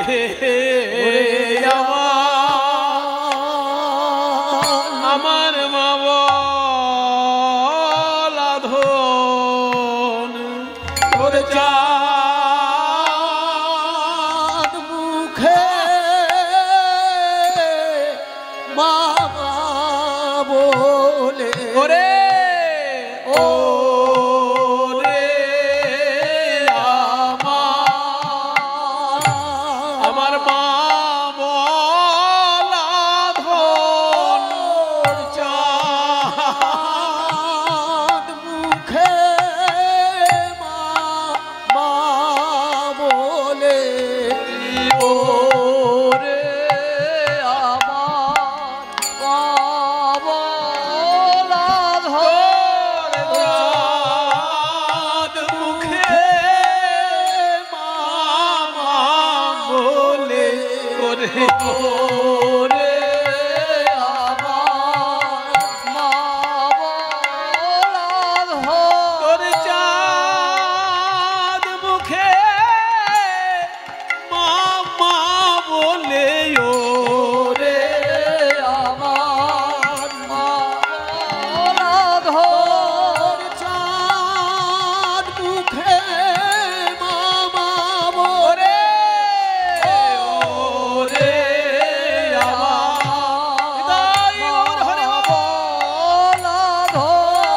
চাঁদ মুখে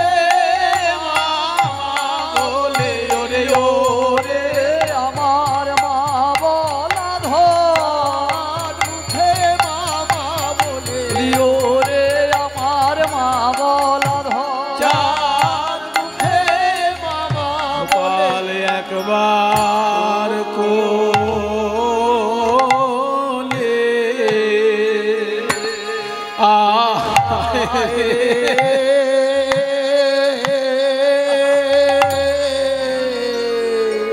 এই যে মায়ের কান্না মা যশোদার অন্তর বিদীর্ণ করা এই যে ক্রন্দনধ্বনি এই কীর্তন গানটি শিখিয়েছিলেন আমাকে দ্বিজেন্দে মহাশয় রাধারমণ কর্মকার দ্বিজেন্দে এই গানগুলো যদি আমাদেরকে কৃপা করে না শেখাতেন আমরা জানতেই পারতাম না কীর্তনে এত রস কীর্তনে এত আনন্দ বিশুদ্ধ বিরহ রস বলে কোথা রে ছোট ছোট একতালি গোকুল চন্দ বলি কোথা রে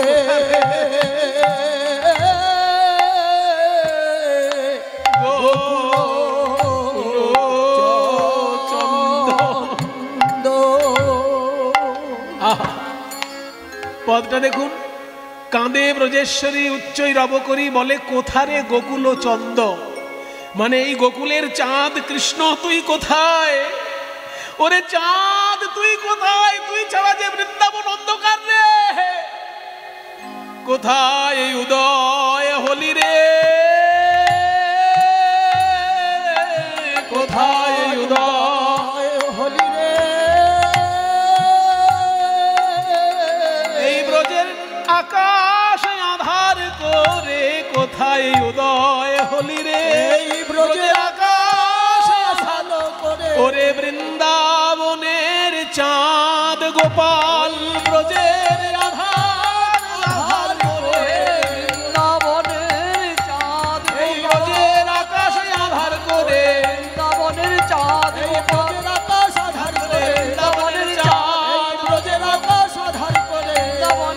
কোন আকাশে উদয় হলি রে, তাহলে কোথা রে গোকুল চন্দ, কোথা রে গোকুল চন্দ।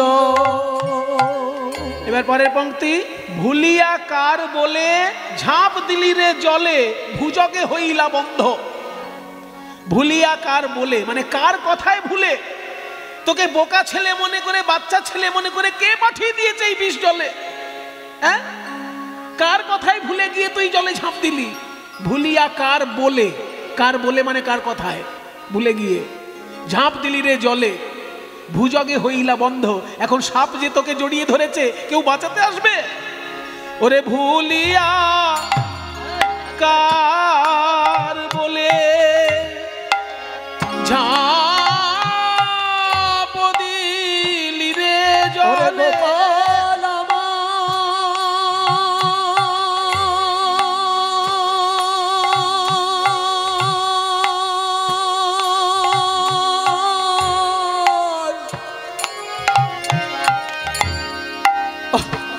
ওরে গোপাল মায়ের উলুধ্বনি দাও, উলুধ্বনি দাও। নিতাই গৌর প্রেমানন্দে হরি বল, হরি বল, হরি বল।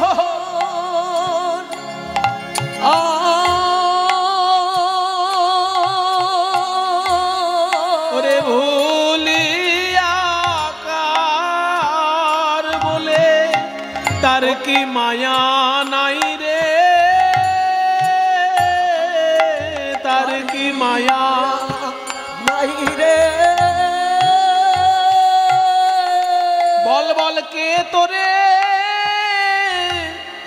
এই জলে যেতে বলে, তার কি মায়া নাই রে, কে তোরে যেতে বলে, সে কি তোর মুখ পানে চাইনি গোপাল, কে তোরে যেতে বলে মুখ পানে চাইনি গোপাল, তোরে যেতে বলে মুখ পানে চাইনি তোরে যেতে বলে মুখ পানে চাইনি গোপাল, তোরে যেতে বলে মুখ পানে তার প্রাণে কি মায়া নাই রে। ওরে ভুলিয়া কার বলে ও তুই ঝাঁপ দিলি রে জলে, এখন ভুজগে হইলা বন্ধ, ওই ভুজলে হইলা বন্ধ। ওগো বিধাতা, বিধাতা তুমি নাকি সকলের ভাগ্য রচনা করো, এই দুঃখিনী মায়ের জীবন তুমি লিখেছো।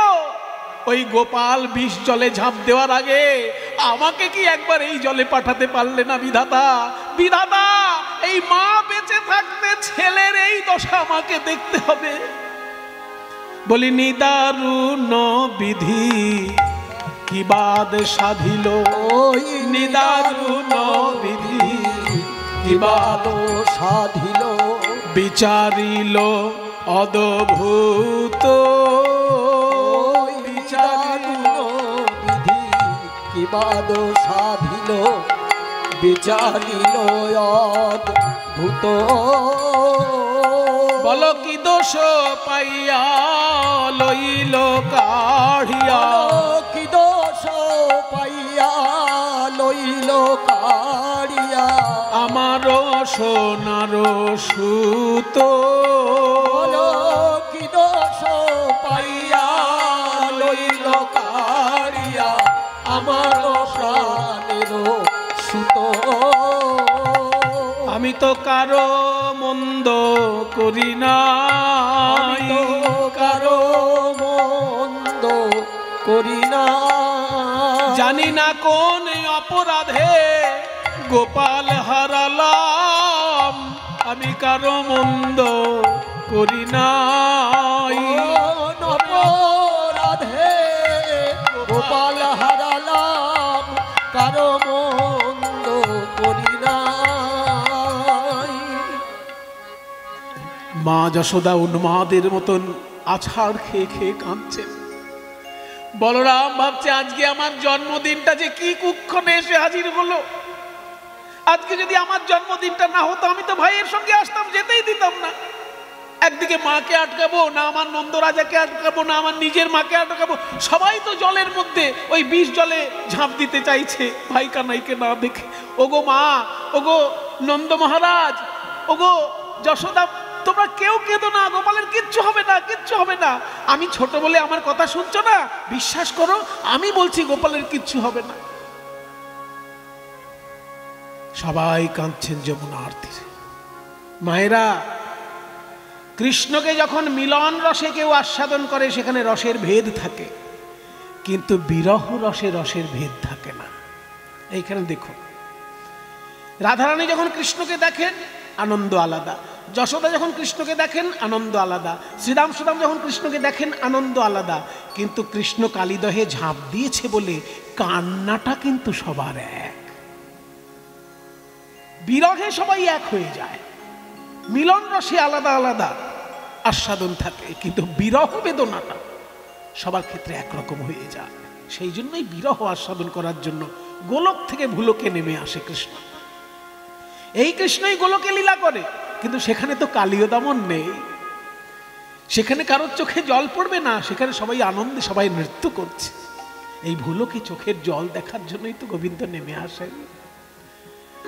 মা যশোদা কাঁদছে, শ্রীরাম সুদাম কাঁদছে, গরু বাছুর সবাই কাঁদছে, কিন্তু এর মাঝখানে একটা কাণ্ড ঘটে গেছে।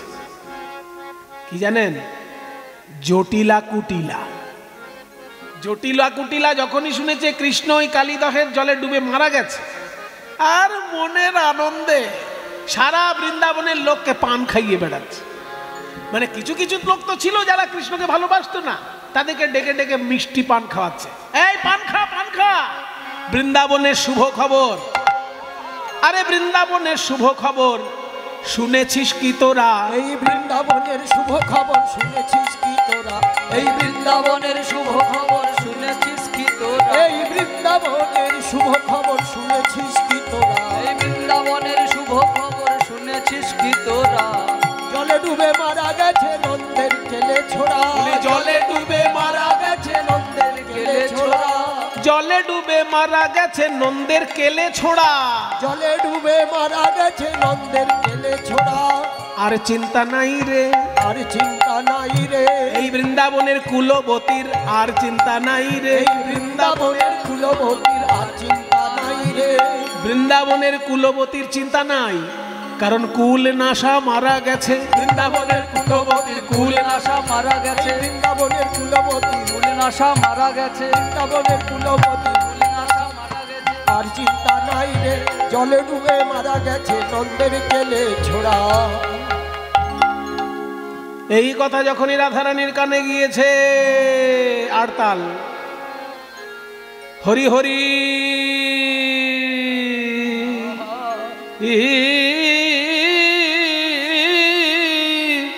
কিয়ে ভেলো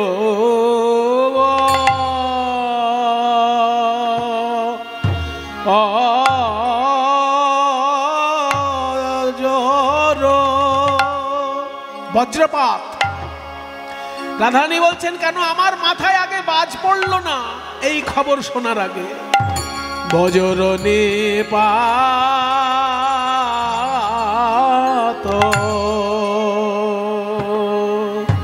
হরি হরি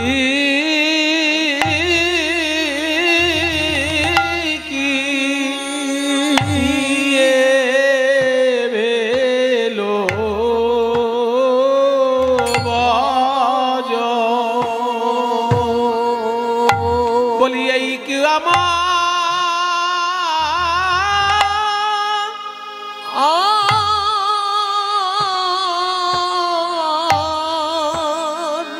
কেউ কি আমায় দেখতে হলো? আমার প্রাণনাথ কালী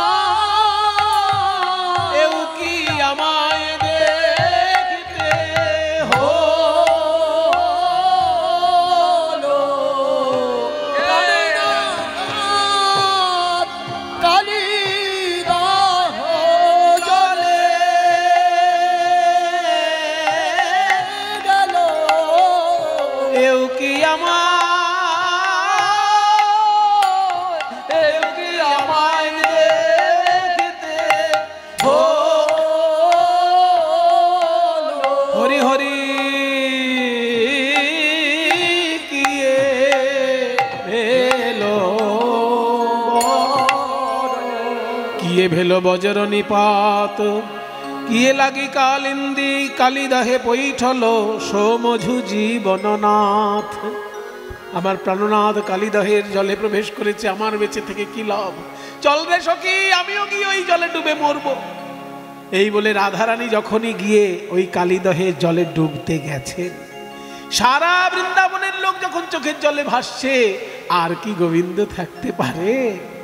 কালিয়নাগ বিষ উগরে দিচ্ছে গোবিন্দের গায়ের উপর, আর গোবিন্দ বলছে, ওরে কালিয়নাগ, আমাকে কাছে পেলে লোকে পুষ্পাঞ্জলি দেয়, মূল্যবান উপহার দেয়, আর তুই বিষ দিচ্ছিস।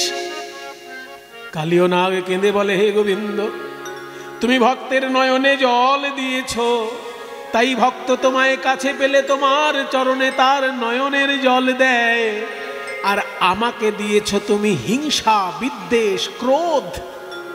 আমাকে তো তুমি নয়নে জল দাও নাই, আমার মুখে তুমি বিষ দিয়েছ। ভক্তের চোখে জল দিয়েছ, তাই তারা তোমাকে চোখের জল দিতে পারে, আর আমাকে তো তুমি বিষ দিয়েছ। আমায় যা দিয়েছ আমি তাই তো দিলাম, যা দিয়েছ আমি তাই তো দিলাম। আমি নয়নের জল কোথা পাবো হে, আমায় যা দিয়েছ তাই তো দিলাম। আমি নয়নের জল কোথা পাবো? আমার বিষ নিয়ে অমৃত করে নাও হে, নয়নের জল কোথায় আমার বিষ অমৃত করে নাও হে, নয়নের জল কোথায় পাবো? বিষ নিয়ে অমৃত করে নাও হে। আমি নয়নের জল কোথায় পাবো? আমায় যা দিয়েছ তাই তো দিলাম। ওদিকে কালিদহের তীরে সবাই কাঁদছে, আর কালিদহের জলে কালিয়নাগও কাঁদছে। সকলের কান্না যখন এক হয়ে গেছে, আর কি গোবিন্দ থাকতে পারে? এইবার নাগের মাথায় চরণ দিয়ে বাঁশি বাজাতে বাজাতে নৃত্য করতে করতে কৃষ্ণ উপরে উঠছেন। সবাই উলুধ্বনি দিন, বলি ব্রজবাসী গণ জীবন, ওই ব্রজবাসী গণ জীবন শেষ, ব্রজবাসী গণ জীবন শেষ। হেরিয়ায় উঠল নটনবে, হেরিয়ায় উঠল নটনবে, ওই হেরিয়ায় উঠল নটনবে, হেরিয়ায় উঠল নটনবে। ওই ব্রজবাসী গণ জীবন শেষ, ব্রজবাসী গণ দিবস শেষ। হেরিয়ায় উঠিল নটনবে, হেরিয়ায় উঠিল নটনবে, হেরিয়ায় উঠিল নটনবে। ফনায় ফনায় নটন রঙ্গ, ওই ফনায় ফনায় নটন রঙ্গ, ফনায় ফনায় নটন রঙ্গ, ওই ফনায় ফনায় নটন রঙ্গ। ফনায় ফনায় নটন রঙ্গ। হেরি জনু তনু জীবন সঙ্গ, হেরি জনু তনু জীবন সঙ্গ। কি সুন্দর কথা, পদটা দেখুন। বলছে ফনায় ফনায় নটন রঙ্গ। এক একটা ফনার উপর যখন পা দিয়ে নৃত্য করছে, ওই কালিদহ তীরে যারা আছে মরার মতন হয়েছিল, তো তাদের মরা শরীরে যেন প্রাণ ফিরে এলো। হেরি জনু, জনু মানে যেন তনু, শরীরে জীবন সঙ্গ, যেন প্রাণ এসে ফিরে এলো। হেরি জনু তনু জীবন সঙ্গ, হেরি জনু তনু জীবন সঙ্গ।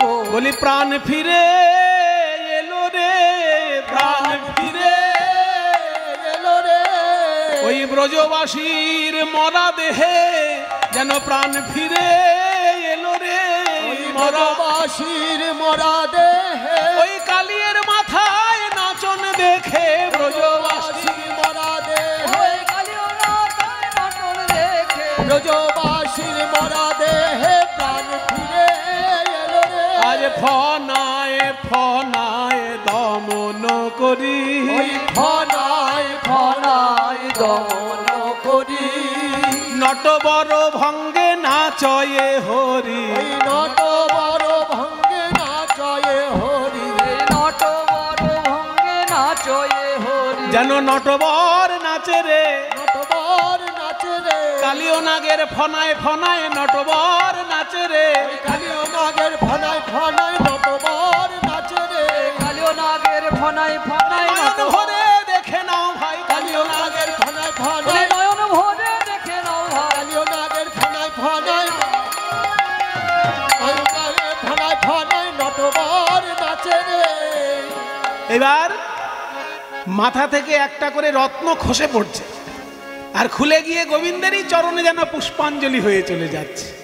হ্যাঁ, ফণি মণিগণ পড়ায়ে খসি, ফণি মণিগণ পড়ায়ে খসি, পূজয়ে চরণ নখর শশী, পূজায়ে চরণ নখর শশী, যেন পূজা করছে করছে মাথার মণি দিয়ে কালিও পূজা করছে, মাথার মণি দিয়ে কালিও, হে গোবিন্দ গ্রহণ করো বলে মাথার মণি দিয়ে, হে গোবিন্দ গ্রহণ করো বলে মাথার মণি দিয়ে কালিও, গ্রহণ করো বলে মাথার মণি দিয়ে কালিও পূজা করিছে, পূজয়ে চরণ নখর শশী, পূজয়ে চরণ নখর শশী, নাগাঙ্গনাগণ করয়ে স্তুতি, নাগাঙ্গনাগণ করয়ে স্তুতি, হেরি ব্রজমণি হরসমতি, হেরি ব্রজমণি হরসমতি।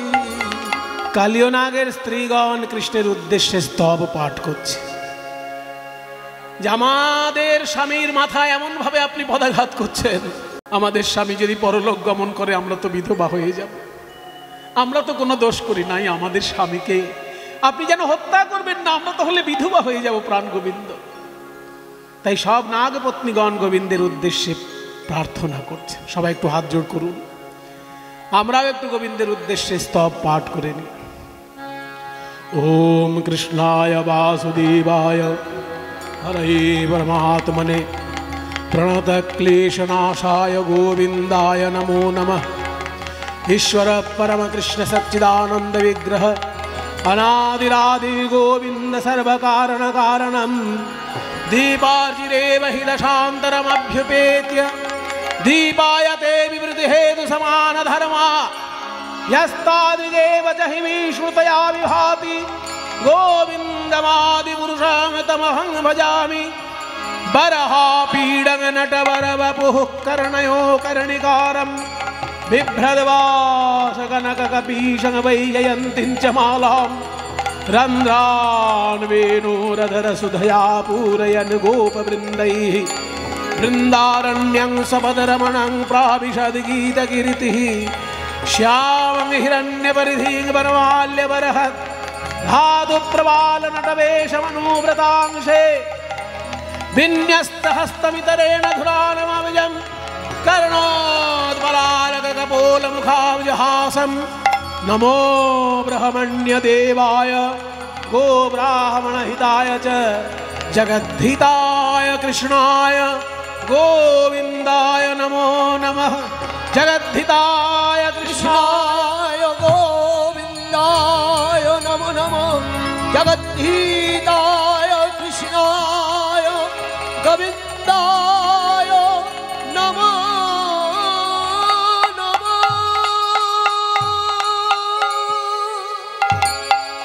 কালিও নাগ, তুমি পূর্ব জন্মে ছিলে চন্দ্রধ্বজ রাজা, তাই এই জন্মে তুমি আমার চরণ পেলে। আমার বৃন্দাবনকে তুমি কলুষিত করেছিলে বিষ জলে, তাই আমি তোমাকে শাস্তি দিলাম। তোমার স্ত্রীগণের প্রার্থনায় তোমাকে প্রাণ ভিক্ষা দিলাম। তুমি এখনই বৃন্দাবন ছেড়ে রমণক দ্বীপে চলে যাও। রমণক দ্বীপে আমার আদেশে তুমি গিয়ে থাকবে। গরুড় সেখানে তোমাকে ভক্ষণ করবে না, কারণ তোমার ফনায় ফনায় আমার পদচিহ্ন আছে। আমার পদচিহ্ন দেখলে গরুড় তোমাকে ভক্ষণ করবে না। তুমি বৃন্দাবন ছেড়ে সপরিবারে রমণক দ্বীপে চলে যাও। তাই কালিও নাগ পরবর্তীকালে সপরিবারে রমণক দ্বীপে চলে যাওয়ায় ওই কালিদহের জল পরিষ্কার পরিচ্ছন্ন হয়ে যায় এবং পরে যমুনার মূল প্রবাহের সঙ্গে ওই জল প্রবাহিত হয়ে এখন সেখানে যমুনার ধারাই প্রবাহিত হয়েছে। সবাই মিলে নিতাই গৌর প্রেমানন্দে হরি বল। কালিও দমন লীলা হইল মিলন, কালিও দমন লীলা হইল মিলন। প্রেমানন্দে হরি বল যত ভক্তগণ, প্রেমানন্দে হরি বল যত ভক্ত, বল জয় গৌর ভক্তবৃন্দ গৌর যার প্রাণ, জয় গৌর ভক্তবৃন্দ গৌর যার প্রাণ, সবে মিলে কর মোরে প্রেম ভক্তি দান, সবে মিলে করো মোরে প্রেম ভক্তি দান। হরে কৃষ্ণ কৃষ্ণ কৃষ্ণ হরে হরে, হরে রাম রাম রাম রাম হরে হরে, হরে কৃষ্ণ কৃষ্ণ কৃষ্ণ হরে হরে, হরে রাম রাম রাম। গৌর হরি বল হরি বল। হরি বল হরি বল হরি বল হরি নিতাই গৌর রাধে শ্যাম, হরে কৃষ্ণ হরে রাম, ভজনিতায় গো রাধে শ্যাম, হরে কৃষ্ণ হরে রাম।